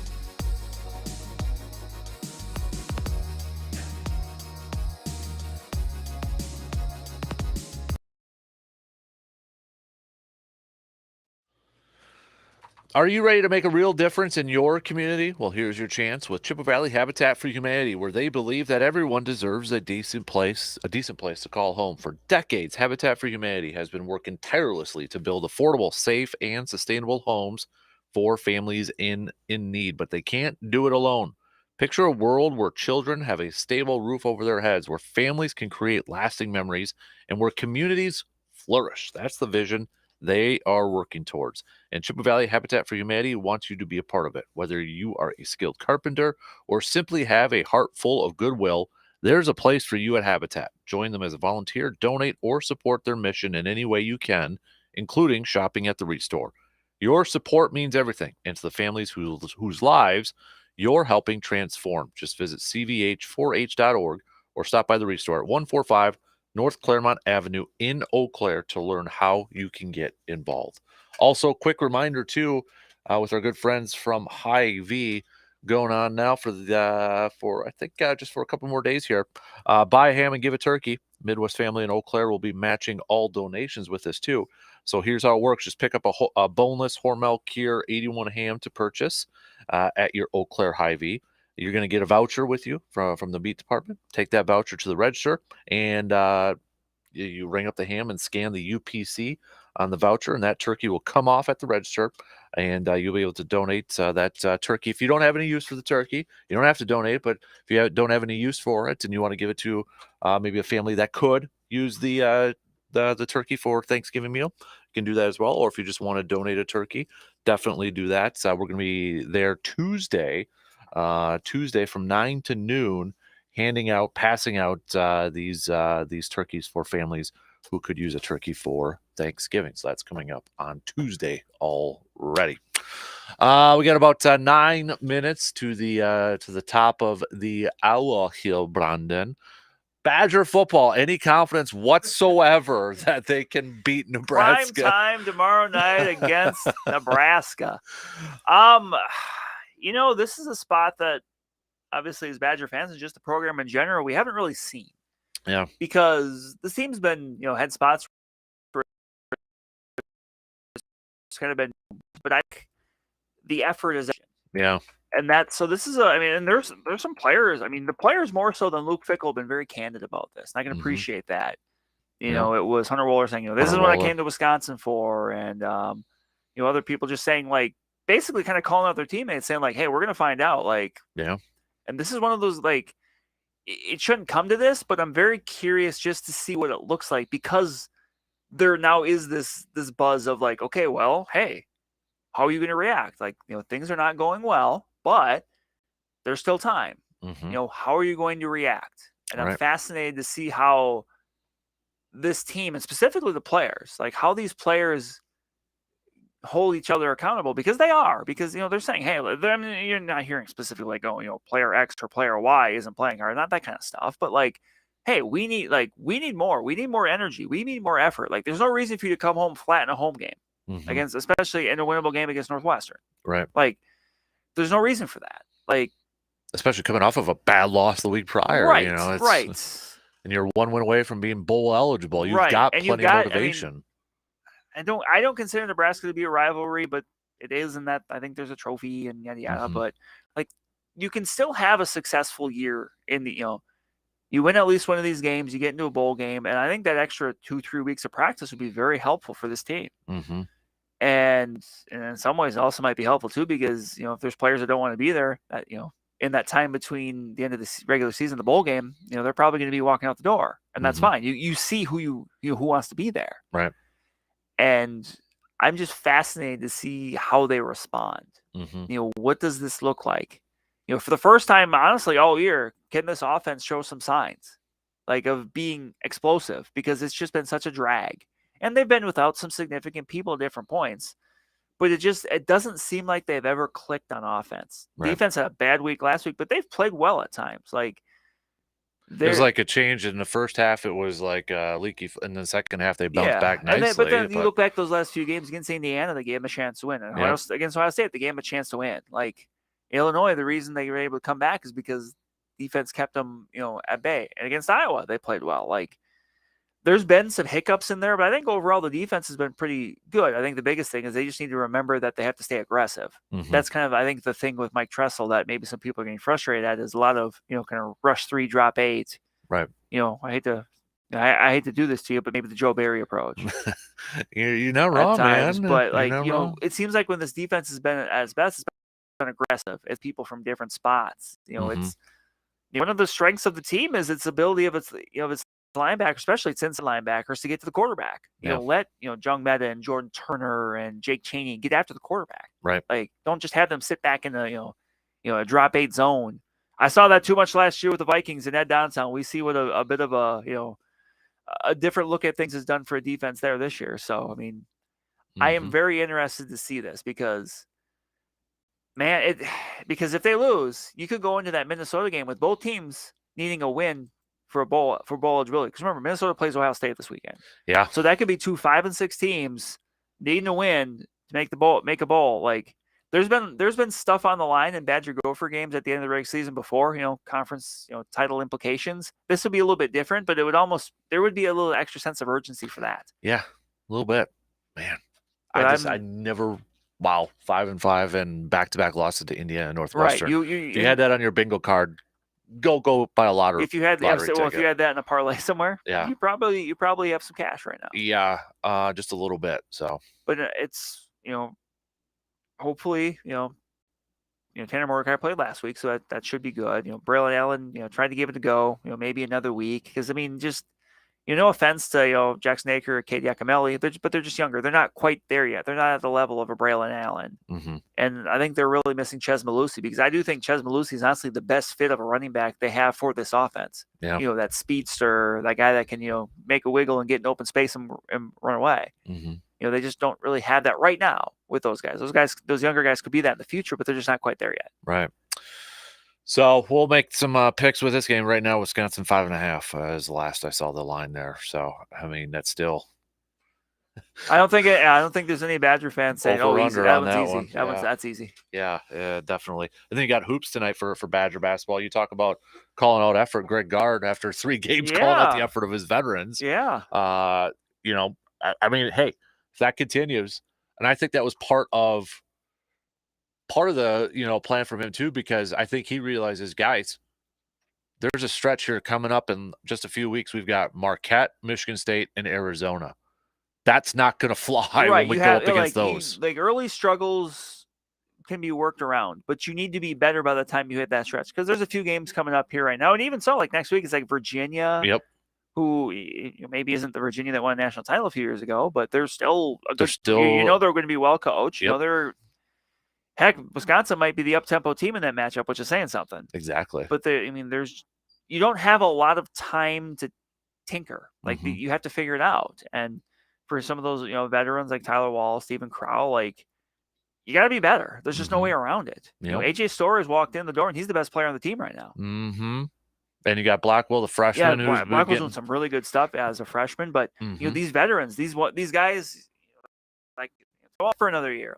Right. Hey, I want to come back for another year, and they're returning 90% of their scoring. Well, that only matters if you're productive. Right. Exactly. Otherwise, I think we've seen, a few years ago that sometimes that can maybe make a team stale. Yes.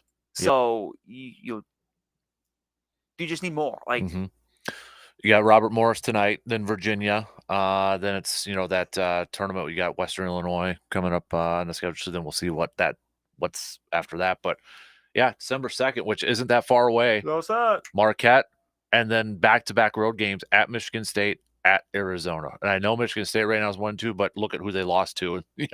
Was besides the one, but they just lost to Duke the other night. Do not disrespect James Madison. They got College Game Day this week. They do. Football. They do. But Michigan State, don't overlook them. I mean, that's absolutely. You never. Yeah. So, and it's going to be a very tough test coming up here too. So, AJ Storr's my guy, though. I've been looking forward to watching him, and he hasn't disappointed so far. No, he has been a huge transfer portal pickup. As good as advertised. Huge transfer portal win over there for Wisconsin. So, okay. We've got, just a few seconds before the shot clock here. We'll do some picks coming up in the 8 o'clock hour. We got cream of the crop. We've got the Carpet City Flooring Center local spotlight. We'll get back to some more football talk. with another slate of games. Bengals, maybe their season's in trouble now too, 5-5, and maybe no Joe Burrow right now. Who knows? But we'll take a look at some of the games coming up this weekend as well. 2 win. We got one more to go. We'll be back after these quick news updates.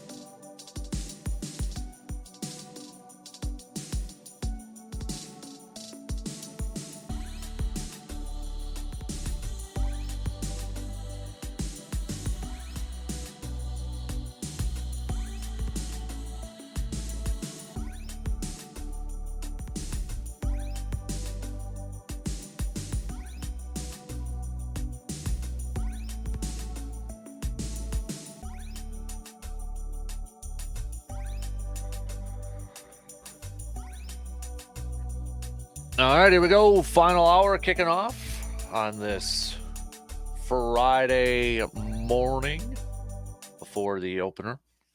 if you are already heading up to camp, or maybe you're there and you're already tuning in, best of luck. Be safe. Don't forget to let us know how you do out there, hunters. Coming up in a little bit here towards the bottom of the hour, we'll do some picks. We've got some college football. We've got some regular football. We'll throw in some hoops picks, all that good stuff there too. So we'll get to that closer to the bottom of the hour here. Brandon, let's lead off though with the Carpet City Flooring Center local spotlight, shall we? Yeah, I mean, I think they're going to be busy a little bit later on. I think Rice Lake football is a good way to go. Credit out to Easton Stone. Earlier this week was named the Wisconsin Football Coach Association Small School Defensive Player of the Year. Mm-hmm. Yep. Big time linebacker, great wrestler too, but a good linebacker, a good running back. I mean, he both sides of the ball. He's tough to tackle. It's tough when he's tackling, but Rice Lake taking aim at another state championship a little bit later this morning down in Madison. So I think that's a good one as we wrap up the winter season here today. Absolutely. Carpet City Flooring Center. Fall season. Winter season's just getting started. That's your Carpet City Flooring Center local sports spotlights for all your flooring needs. Nowhere else to go than Wisconsin's premier flooring store. You got some flooring on your wish list for Christmas, right? I do. There you go. I do. I'm overdue. So get some new carpets for your room or something like that. Carpet City Flooring Center over there. So you want to do cream of the crop? Always a good time for it. You want to do cream of the crop? All right, let's fire it up if I can actually find the button here.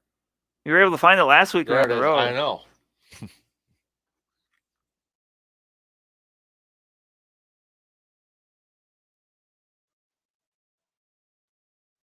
All right, cream of the crop, Brandon. I'll let you go first. What do you got?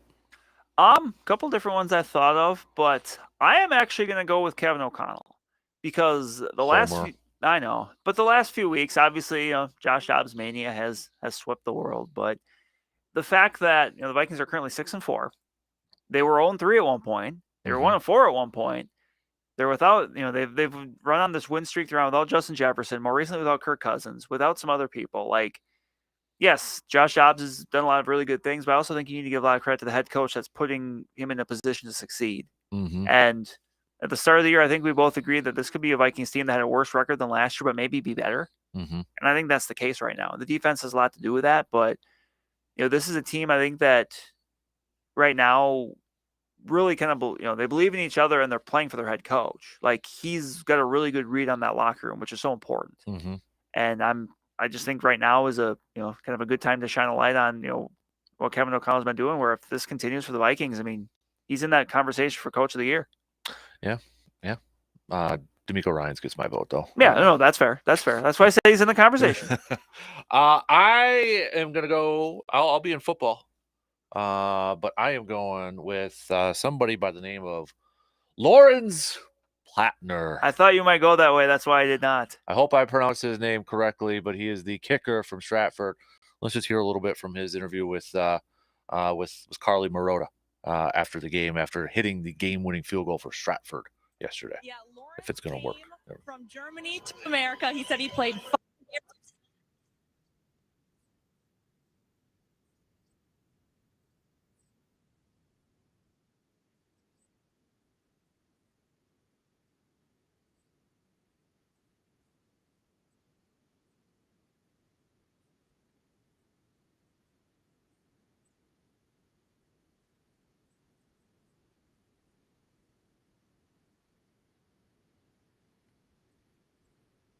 All right, there you go. I know the audio is a little quiet there, but hopefully you're able to hear it. What an awesome story, right? Transfer kid coming over. That's going to be something he's going to remember his whole life. Well, he's going to be able to go back home and tell everybody about it. Yep, exactly. Yeah, that's awesome. So good stuff there. That's my cream of the crop over there. So I like it. What are you all in the Josh Dobbs mania for is he your future starting quarterback for this ball I want club, to see the rest of the year.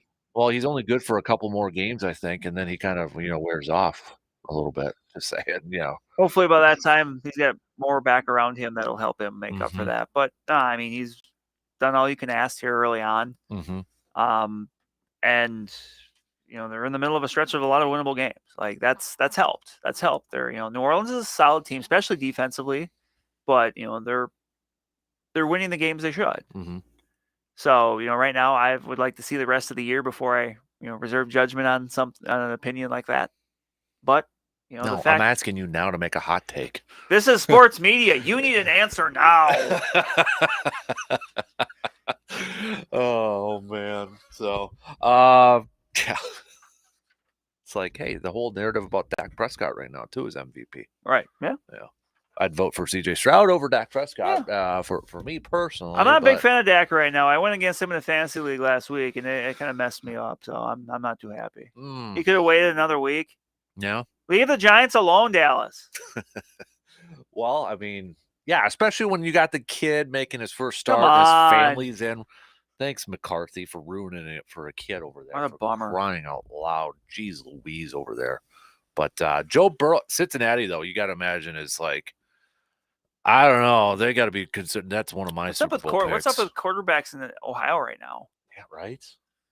But it's not. Oh, if I'm a Bengals fan, I know we got a couple listening right now.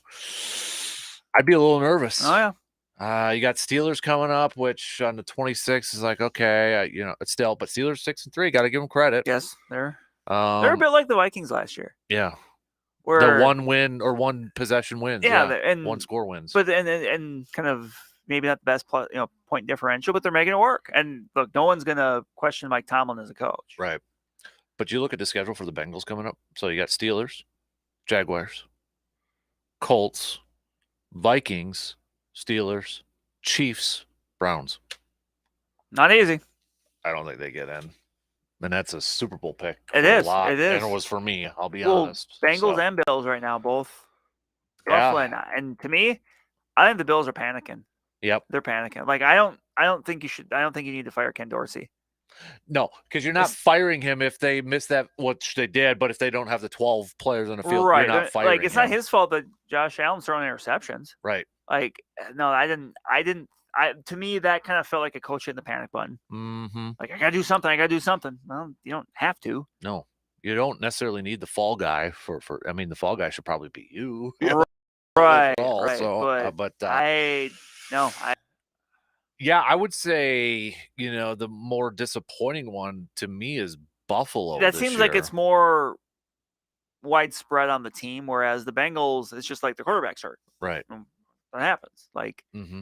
But there, it's in Buffalo, the quarterback's struggling. The defense is not quite up to snuff. Just offensively, they're maybe not as explosive. They've had some injuries too, but it just seems like it's more widespread. Think about this, Brandon. This is another cream of the crop, though, too. If the playoffs started today, which they don't, but if they started today, the Houston Texans would be in. Hey! Well, then DeMeco Ryans is your coach of the year. They are the 7th seed right now. They would be in. Not as a division winner, as a wild card. As a wild card, which nobody saw coming. But they have turned that around. I mean, CJ Stroud is. Woo. That dude, I got to tip the cap to him for all leading up to the draft process. That negative stuff said about him. He's going to fall. He's going to drop. Well, he played at Ohio State. Ohio State quarterbacks can't play in the NFL. He comes in and is just like lighting it up. Just like, nope, I got it. Which I hate because then you got like the Jordan Love compared. It's like, well, CJ Stroud could do it, And it's it's different. It's different. Yeah, exactly. But give him all credit.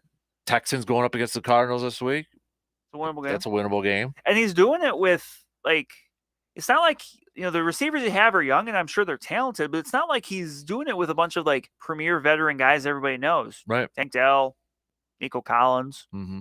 Dalton Schultz now there at tight end. Right.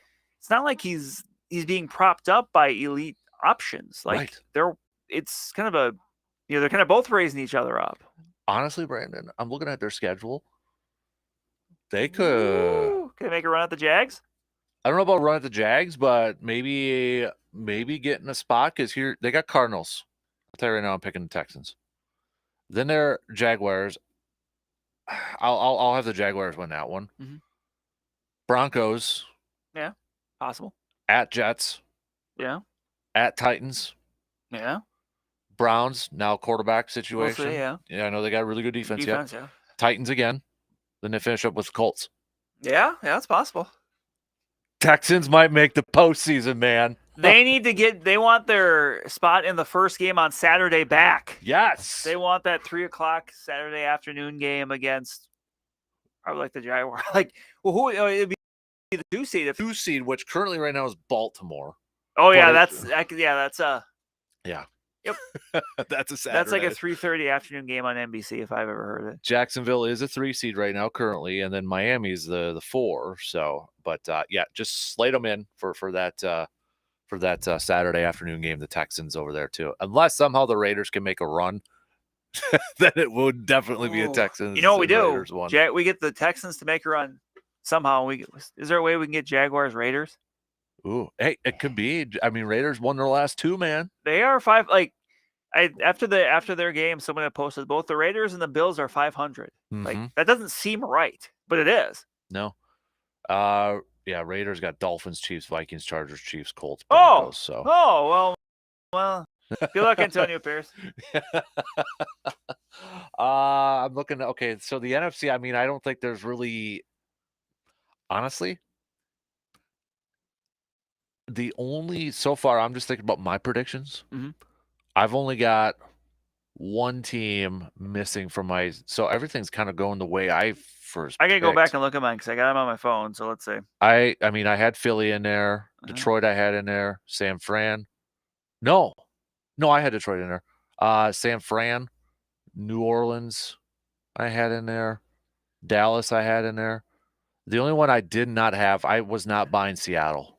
The only one I had that's not in there is New Orleans. Because I had Seattle, Philly, Detroit, San Francisco, Dallas, and Minnesota. Yeah. So that one's actually kind of, I think, for a lot of people playing to chalk. Because the NFC South one is still up for grabs. I mean, that thing is so unpredictable. It's always. I don't, who do you think is the best team right now, though? I went with Baltimore. But now I'm switching. We had a couple weeks ago we had this discussion. Because now Mark Andrews changes stuff for that team. It does. He's their number 1 receiver. Yeah. You know what? We don't have to answer that because it's good. We don't have that superior.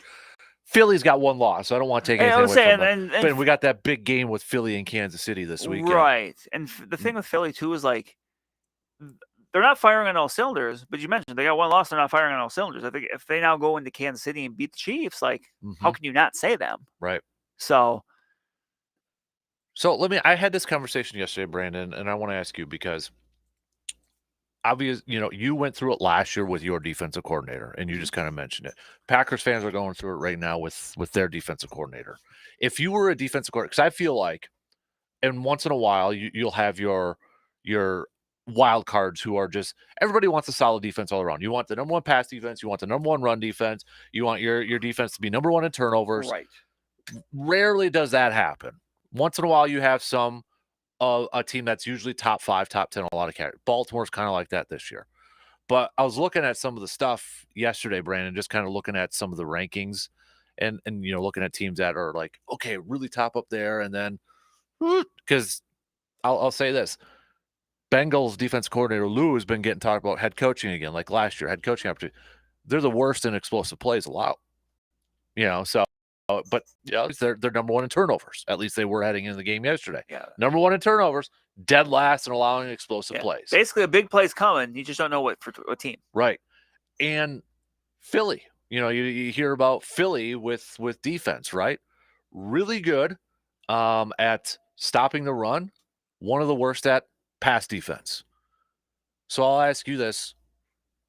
What is the one thing you want from your defense? Like if you were a defensive coordinator, what would be the one area that you want your defense to be? I do think forcing turnovers is important. With the being really good against stopping the run. I remember it was mid to later 2000s. The Vikings had like a historically good defense stopping the run. That was when they had Pat and Kevin Williams in the middle. But after a while, teams just stopped running. Like I remember when they played a Monday night game against the Patriots and Bill Belichick threw like 50 times and they couldn't stop the pass, but they could stop the run. And eventually teams just stopped running on you. Like if you're a defense that's gearing up towards stopping the pass and you just get run all over, like that's kind of demoralizing too, because it's like I think it was John Gruden that once said, like, the best feeling in football is when you can run the ball and the other team can't stop you. Yeah. I think I would lean towards turnovers, even at the expense of explosive plays, because So you're a little bit more of the aggressive approach too, right? yes, Yep. and that was something I think with Brian Flores coming in that people knew, like, he's gonna blitz a lot, Yeah. like, and there's gonna be games where you're gonna get burned, Mm-hmm. but there's also gonna be games where you force some turnovers and you make some plays. I use the comparison to basketball a little bit for me, like, and I get zone defense. I get it. You're making an offense work. You're passing around. You're taking the shot clock down in a lot of instances. I always liked man.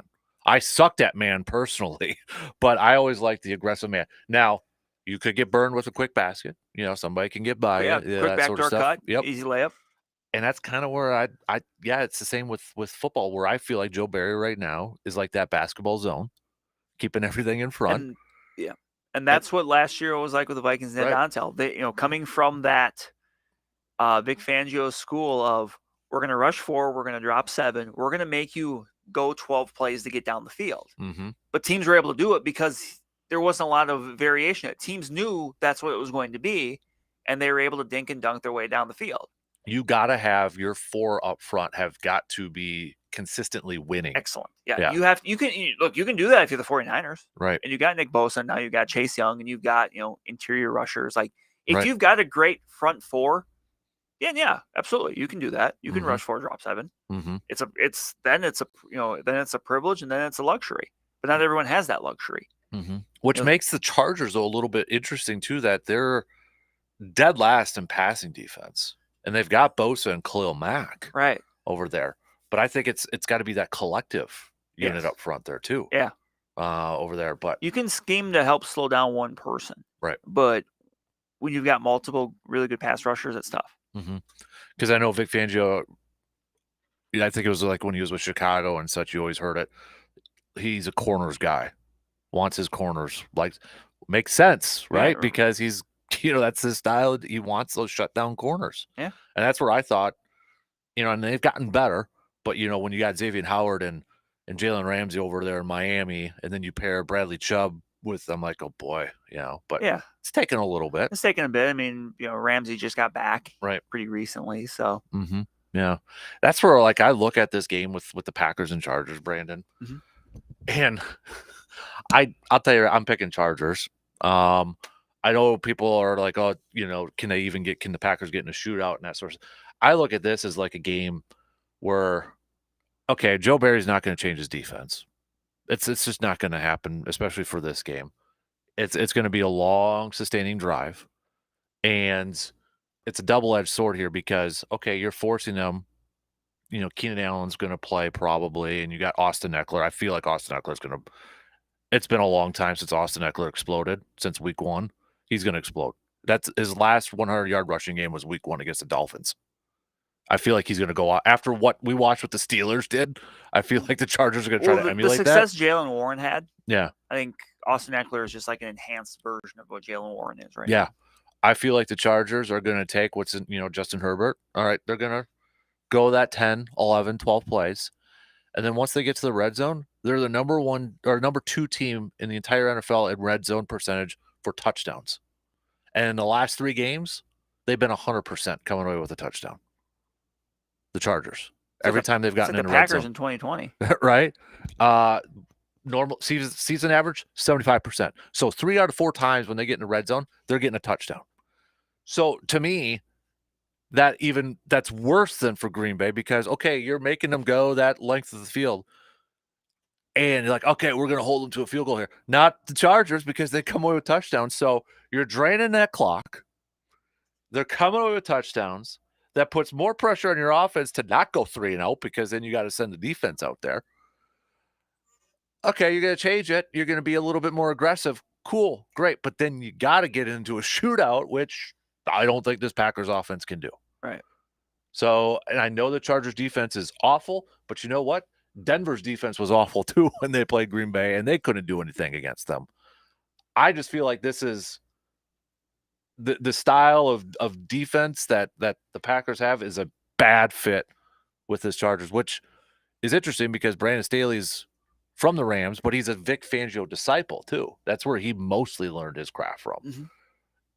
Little different than Joe Barry A little bit. in that essence. bit. I just feel like, okay, it's great. It's a bend, don't break defense, but the Chargers are really good in the red zone. They're going to come away with touchdowns and not field goals.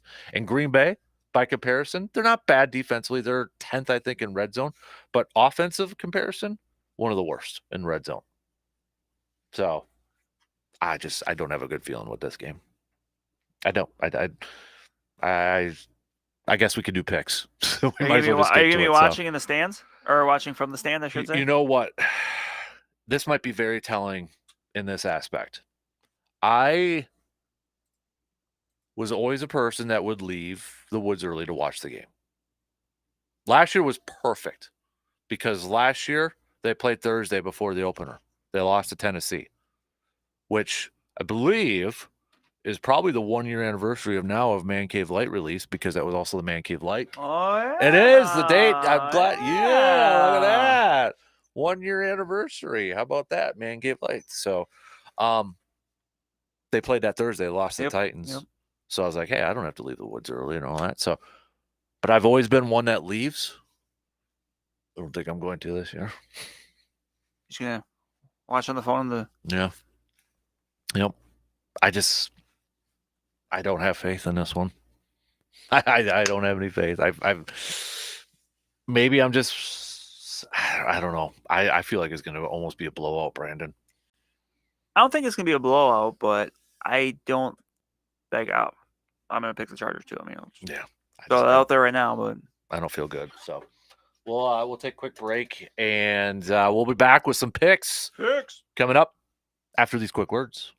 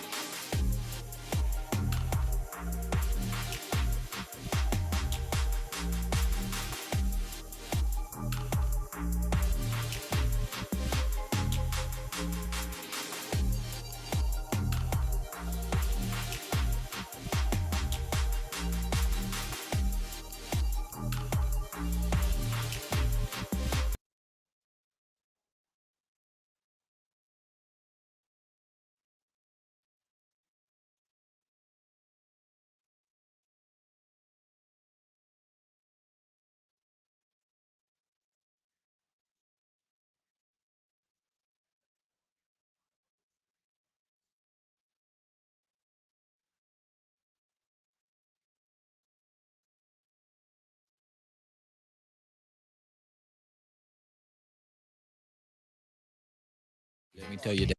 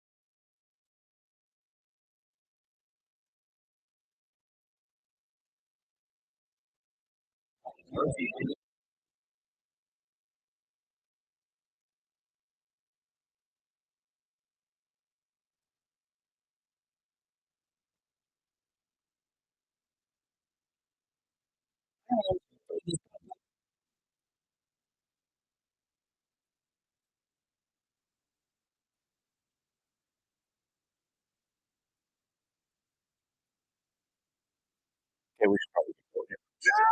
All right. Play it in the background for All a right. little bit.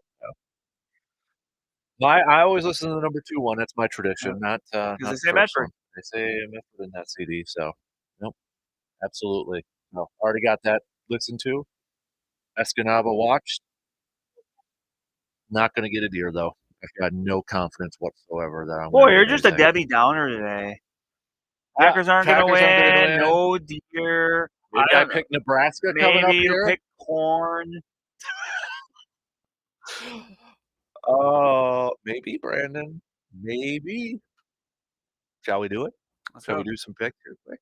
But okay, let me bring up the leaderboard here first for our Pro Football Pickup Challenge because it's getting closer now, man. There is Tim is now the new leader. New leader. It was held by Tony for the longest time, but Tim is now your leader with 102. Tony in second at 101. Garrett right there too at an even 100. By the way, Garrett's elbow room over there, they've got Man Cave lights. The 1-year anniversary of the release of Man Cave Light. There you go. And then go over to Hy-Vee and grab yourself some 4-packs of Man Cave Light to take to your camp. I did last week when we were there. You did. So we've got Brandon and myself now. We're tied. I had a bad week this past week, so we're tied there at 6 with 97. So pretty soon here we might have to make some upset picks to catch up on the leaderboard. We haven't reached critical stage yet. Not yet, but it's getting crunch time here in a little bit. So let's start off with some college football picks though first. Okay, so let's go with what? I'm just looking. I'm looking. Yeah, with mouth open, but wide-eyed, like you want a certain game. Is there a certain game you want me to? Don't do that. I hope everybody can see that on the camera over there too. Let's start off with Utah, number 22, at number 17, Arizona. Oh, no, not that one. I'm gonna go Utah. You always go Utah. No, never. I wasn't picking Utah because they didn't have Cam Rising, and I should have learned by now. But I will take Utah on this one. I'm taking Arizona in this one. I'm going to Arizona. So, should we do Appalachian State and James Madison? Good. All right. Madison. James Madison. Let him play in the bowl, NCAA. Come on. Yeah. What that? Let them play. It's something to do with like moving up. There's supposed to be like a certain period when you move up, like Division 1, that you're not bowl eligible. Oh yeah, that's so, right, like if anything, like the fact that they're doing as well as they have, considering that D1 is more impressive because they're moving up. I can understand if you're like moving down, but if you're moving up, in theory, it should be harder. No, let them play. I think it was like Jacksonville State too was another one. Like let them in bowl season. I would play. I would rather see them than letting spend some like 5-17. Like put it this way, if Wisconsin loses its last 2 games and they end up making a bowl because James Madison and Jacksonville State can't, that's travesty. Yep. Let them play. Right. Let's go number 1 Georgia, who Was it last week or the 2 week when they were down there and Kirby Smart said that Nobody believes in nobody them. believes in Nobody Georgia. believes in the two-time defending champions. They're just loaded with elite draft prospects at every position. Opened up season ranked #1, but nobody believes them. No, that is one of my biggest pet peeves of sports analogy. Everybody always says nobody believes in us. Everyone wants to be the underdog. Travis Kelce said it after they won the Super Bowl. Nobody believed us. What? Right? Yeah. Oh, I hate that. When everyone wants to be the underdog. Everyone wants to say, "Wow, we overcame all of this when no one thought we could." I know there's a lot of people that thought you could. Yeah. So can they, #1, Georgia, somehow go into Tennessee? I was hoping it was Vanderbilt. And then pick up the win. Now, this may surprise Kirby Smart, but I think they're going to win. I know nobody ever picks Georgia to win anything in football. No.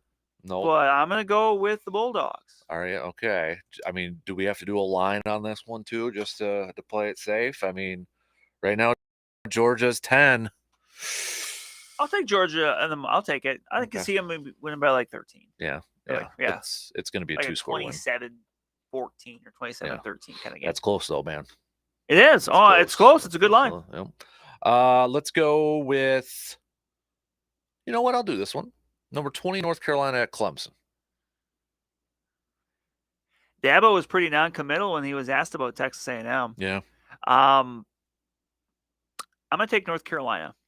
Better quarterback play with Drake May. Yeah, I think that's a deciding factor. I'll go over there too. I do appreciate. I'm quoting you now every time we say I do appreciate. Texas A&M trying to shoot their shot with Dan Campbell. Why not? Yeah. Remember Texas tried doing that with Mike McCarthy. I remember that. Let's go with Ohio State's going to beat Minnesota. Yes, they are. There was another one I wanted to do that I thought was really good. I got one for you. Okay. I was going to say Kansas State at Kansas. Ooh. 21-25. That's a good one. I'm going to go with landslide poll, though. Yeah, I'm going Kansas. Jayhawks. Washington at Oregon State. I'm going to go Washington, but I think that one's close. That one's he's at Oregon State, so it's at Corvallis. They're going to be pumped for that one, especially with Oregon State and Wazoo kind of being on this whole, last year doing their best to try to cause some revenge for the rest of the conference. They could ruin things for Washington here. Yep. But I'm going to take Washington. I think that offense is just too good. I'm going to go Washington as well. What was yours before we get to the Wisconsin one? Colorado, Washington State. Oh, geez, that one's tonight. Oh, there we go. that one's tonight. Can Deion stay bowl eligible? Nope, Washington State. I'm going to take Wazoo as well. Jake Dickert. Yep, I'm going Washington State. Nebraska, Wisconsin. The line, the last I saw was 5. Does Wisconsin cover? 5.5. Does Wisconsin cover? We've officially crossed the Rubicon to where I'm like, you know what? I'm going to pick Wisconsin, but I don't feel good about it. Last week I picked Wisconsin like they should win this. Like I'm picking Wisconsin, but I'm not certain they're going to win. Do they cover? No, they win by 4. I was going to say Wisconsin wins, but they don't cover. 21-17. I'll go 2017. Okay. I'll go 2017 field goal. But I don't feel comfortable. No, I don't. I need to see something out of this offense. Mm-hmm. Hopefully another week now, Tanner Mordecai is, knows how to kind of maneuver around his injury, something out of the running game. The offensive line, have yourself a vintage, which is crazy to say that now, but vintage like 6 years ago Wisconsin offensive line performance where you're actually controlling the line of scrimmage, not making mistakes.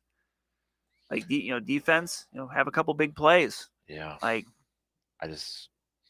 time's running out for them to put together a complete game. I mean, right now they haven't this year. Okay, Brandon, because we're not here next Friday. No, we're not. Wisconsin, Minnesota. I'm going to take Wisconsin, but because you're going to be at that game. I am going to be at that game. Yep. So I don't. Brandon's going to be on the sidelines. I'm going to be taking photos of that game. Yep. But I'll take Wisconsin there too. But again, both of these, like, I don't feel good about it. Like, I can't come in here and say definitively they're going to win and this is why. until this offense puts together a complete game, I'll pick it, but I don't feel good about it. Do they have the line on that one out yet? Let me see if I can find it quick while we're I'm kind of in the same boat as you. To be honest, I hate feeling this way too. Like I hate right, it. and this hasn't happened very much for Wisconsin football. And I am not off the wagon on Luke Fickell. I do think that it's going to take some time to kind of change things, and maybe many people, including myself, kind of didn't think of that. Yeah. But it's a bad look if you walk in the door and your first year you can't make a bowl, when everything is set up for you, especially with the way the schedule was, to make a bowl. Mm-hmm. So I think they will, but it's going to be like pulling teeth. Okay, we got, because they play Saturday, right? They do. They play Saturday. The line so far for that game is no line yet. The line is no line. No line yet on this one at least. So maybe I'll look at some other websites out there too. So let's do some NFL professional football. Did you pick the right one last I did. I did too. I picked the Ravens. I suppose, yeah, because we're tied up. So Dallas at Carolina. Dallas. Yeah, I'm going Dallas over there too. Pittsburgh at Cleveland. I'm a little disappointed Cleveland not starting PJ Walker though. They're going with DTR? Yep, DTR. Orion Thompson-Rott? Yep. All right. Pittsburgh. Even with that elite Browns defense, I think offensively Pittsburgh manufactures just enough. You know what? I'm going Cleveland. I'm going with Jim Schwartz in that group. Pittsburgh's offense wasn't that impressive. But they did their, like I was saying after that game, Brandon, how many times do you see when a team's coming in and, Pittsburgh's got George Pickens, they got Johnson, Allen Robinson's a veteran over there. And how many times do you see when you've got receivers like that and you're going up against a defense that has a 7th round rookie as your number one corner and then a practice squad guy. A Valentine and a Valentine. Yeah. And they don't go after it because they're just running the football up and down. It's still, you don't see that too often. I trust this Cleveland defense. I think it's going to be a low scoring affair and Cleveland wins. So let's go Chicago at Detroit. Detroit, sounds like Justin Fields is back. That's their best chance, but I'm still going with the Lions, the Motor City Kitties. Lions win, then they fall on Thanksgiving. No, I'm just kidding. Cardinals, Texans.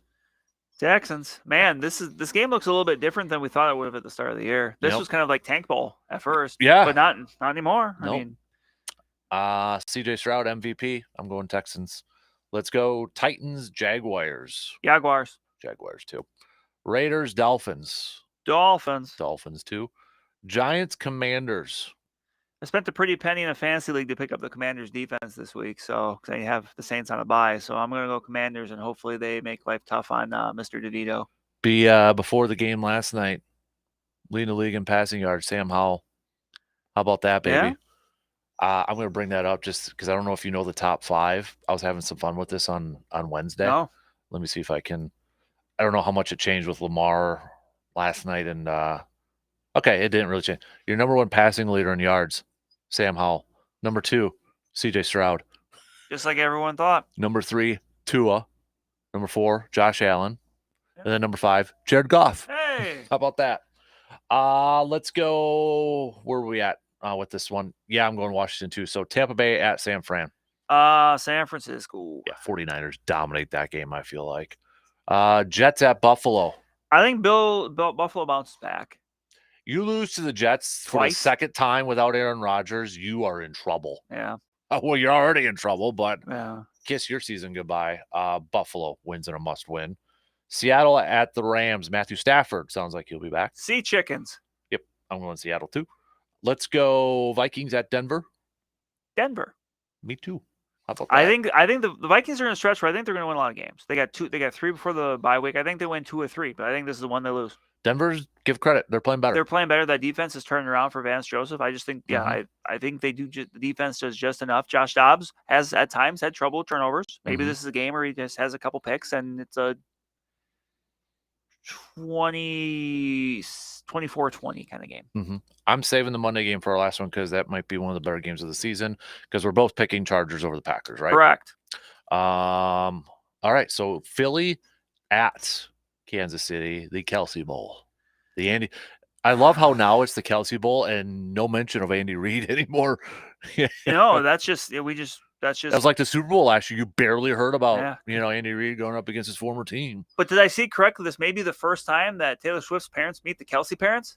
Oh God, really? I thought I had seen that somewhere. That maybe this game is Do you follow TMZ or something like that? No, I don't know. It was like it was actually just some football person. But and here's the thing: like the whole Taylor Swift, Travis Kelsey stuff doesn't bother me because there's been so many like celebrity connections already, so it just doesn't bother me. But I just thought that was like, oh, so now we're expanding it. But with that said, for the football game on the field, I'm going to go Kansas City. Oh yeah, I'm going Philly. I don't like Kansas City's offense right now, so I'm going Philly. That's mean. Revenge game. Super Bowl preview again. I'm going Philly in this one. So, as much as like Philly's got one loss, and they may be the best team right now, are they super dominant?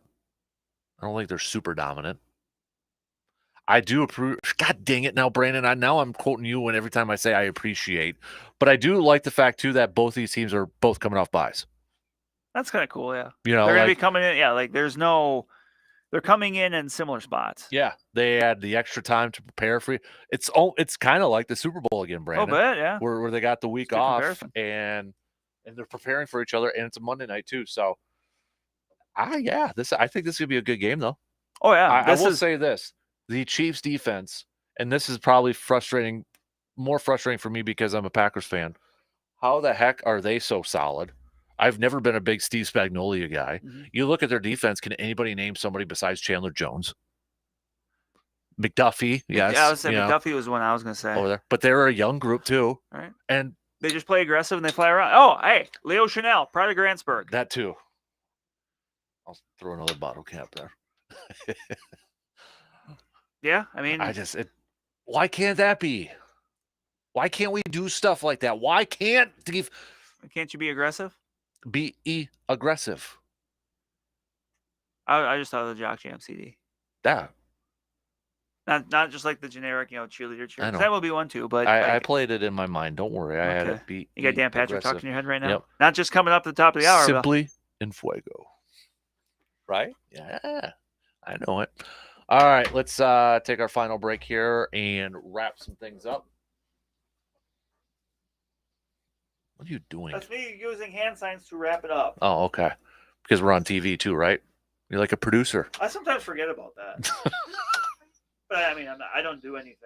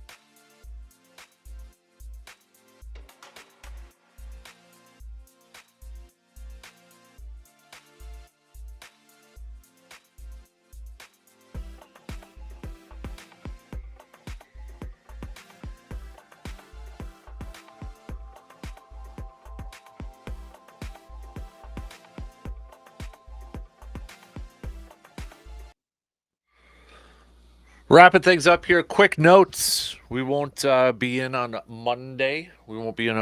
So just a heads up over there. We will be back on Tuesday. You guys rolling the Tuesday, Wednesday? Yep, we'll be. We have Tuesday, Wednesday shows. No Monday, Thursday, or Friday next week. So just a heads up. Don't send me angry messages, or maybe some of you would actually be happy that I won't be on there. So save your angry messages for Tuesday. Yeah. Yes, it's a What's Your Beef Tuesday. That's exactly right, Brandon. But I will say, if you complain about me, you ain't going to win a hot beef. No. Because I pick who wins. So, yeah. You need to give away that jacket. No, I'm not giving away that. That thing's sweet. mine. That thing is sweet. The Race Place jacket? The Race Place jacket. That thing is sweet. Yeah, big shout out to Dave over there, man. G-Man, I don't know if you're listening, but I put him on a task, an assignment. We got to get some snap button nylon jackets for the station. Like some way ones? It's just like, way. We got that ugly brown and yellow one from the 70s they found in storage. They apparently used to have a softball. Did I ever show you that? I think you did. You did. I should probably dig that thing out and put that up. You're not going to unearth the WAOI Sports Talk 105.1 softball team? Not with that color scheme. It was literally brown and yellow. Padres. I say it looked like the Padres, but much, much worse because the Padres one's good. Yeah, Padres was good. This was bad. Like, I really want to know, like, they had the pants. I tried the pants and jersey on. How small were these people? I mean, like, who played? I got to know who played. I'm sure Marty, our good friend Marty Green, played on there, but I'm like, these are skin tight. The jacket is, like, really tight on there, too. That was the style back then. I don't know. It's like... I didn't play with very many softball players that were small, so... I know. But that was also slow pitch, so, Yeah, but... We'll have to. I gotta find out where that thing is. I don't know where. I think you need to bring back the sports talk team. I'll be on part of it. No, maybe for like a game or a tournament. That might only go 2 games because we're so out of shape now. So, but yeah, I don't think G-Man's listening. Otherwise, he'd be texting me right now. So if anybody knows G-Man and you have his number, text him and be like, "Dude, what's the update on the jackets?" Right? I remember as a kid, I always wanted one. I always wanted a snap jacket because that was like the thing. And like, I always called them trucker jackets. I was thinking like 80s baseball manager. That too. Yep. And I always wanted one because I always thought it was cool for some reason. It had the person's name on the front. You know, I was like, oh, I want one like that. And then I ended up getting one for Christmas. I think somebody ordered me one and it had like a fish and a deer on it. And then it had my name on it. I don't know why, but I always wanted one. Now they're like back.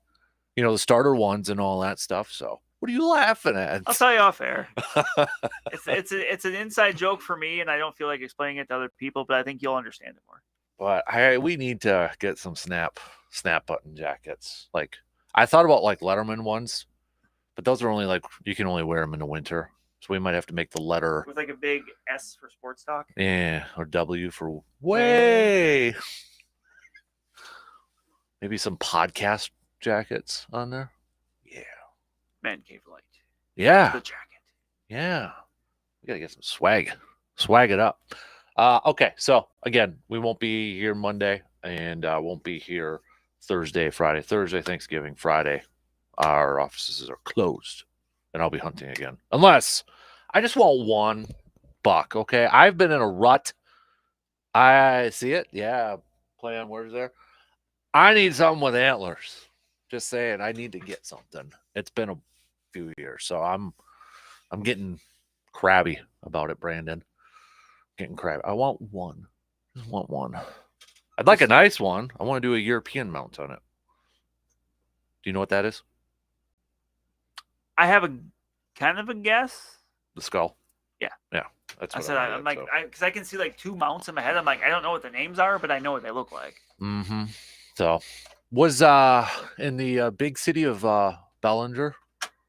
Was it that always a registration station? Oh yeah, over Bellinger there too? Sportsman's was. Yep, that's what I thought too. And listen to your podcast from earlier in the week. I mean, that was always a big thing. Like back when I hunted, like driving back with my dad, and driving by Bellinger and seeing the deer with their head sticking out. And maybe we'd stop and once in the blue moon, maybe one of us would have had one to register. But yeah, and I would agree that was always a big part of it. Like so much of deer hunting, I think, is steeped in just tradition. Yep. Like the tradition of what you do, what your group does, the tradition of what others do, like passing it along, like it's that, Mm-hmm. and that's so important. I want to get. I should ask Jake this. They probably don't have any, but if there's like an old bar owner listening to us right now that used to have, or like a gas station that used to register deer, I want one of those signs to put in my man cave where it said registration station and then the hours that they were open. Nice. I want one of those. Yes. And I don't know if somebody's got one laying around in the back somewhere. I want one of those for the man cave. Like that, just the nostalgia of that. A lot of memories. It does. Yeah. I don't even think, do they make them anymore? I don't know. Maybe, but because you still have in-person places, right? I thought so. You do, because not every, like, let's put it this way. My dad is not going to register his deer. Yeah, they do. Yeah. So you've got to have places where you can. You just don't have as many because, you know, you don't need as many. Yeah. I need to get one. So that's a weird. Okay. Something popped up on my Facebook feed. That's kind of weird. Weird deer antler one on there. Anyways, best of luck to all the hunters out there. Be safe. Don't forget to send us your photos so we can put them up on the Teal and Gun trophy gallery over there. I might have to come up with a different name with that, because it's kind of like the registration. Maybe we call it the Teal and Gun registration station, because you always come by and you want to see the Oh, all right. And then if you're looking for somewhere to drop off your deer for some venison processing, our good friends from Mike's, they got some extended hours. You can check out their Facebook page for all that, plus all the details, pricing on their venison processing over there too. So Something like venison. I know, right? So, but best of luck, everybody. We'll be back Tuesday. DP and the Danettes, they're up next. Have yourself a good weekend, safe weekend. Maybe we'll talk some Packer wins. I don't know. I'm not planning on it, man. Have a good weekend, everybody. Talk to you later.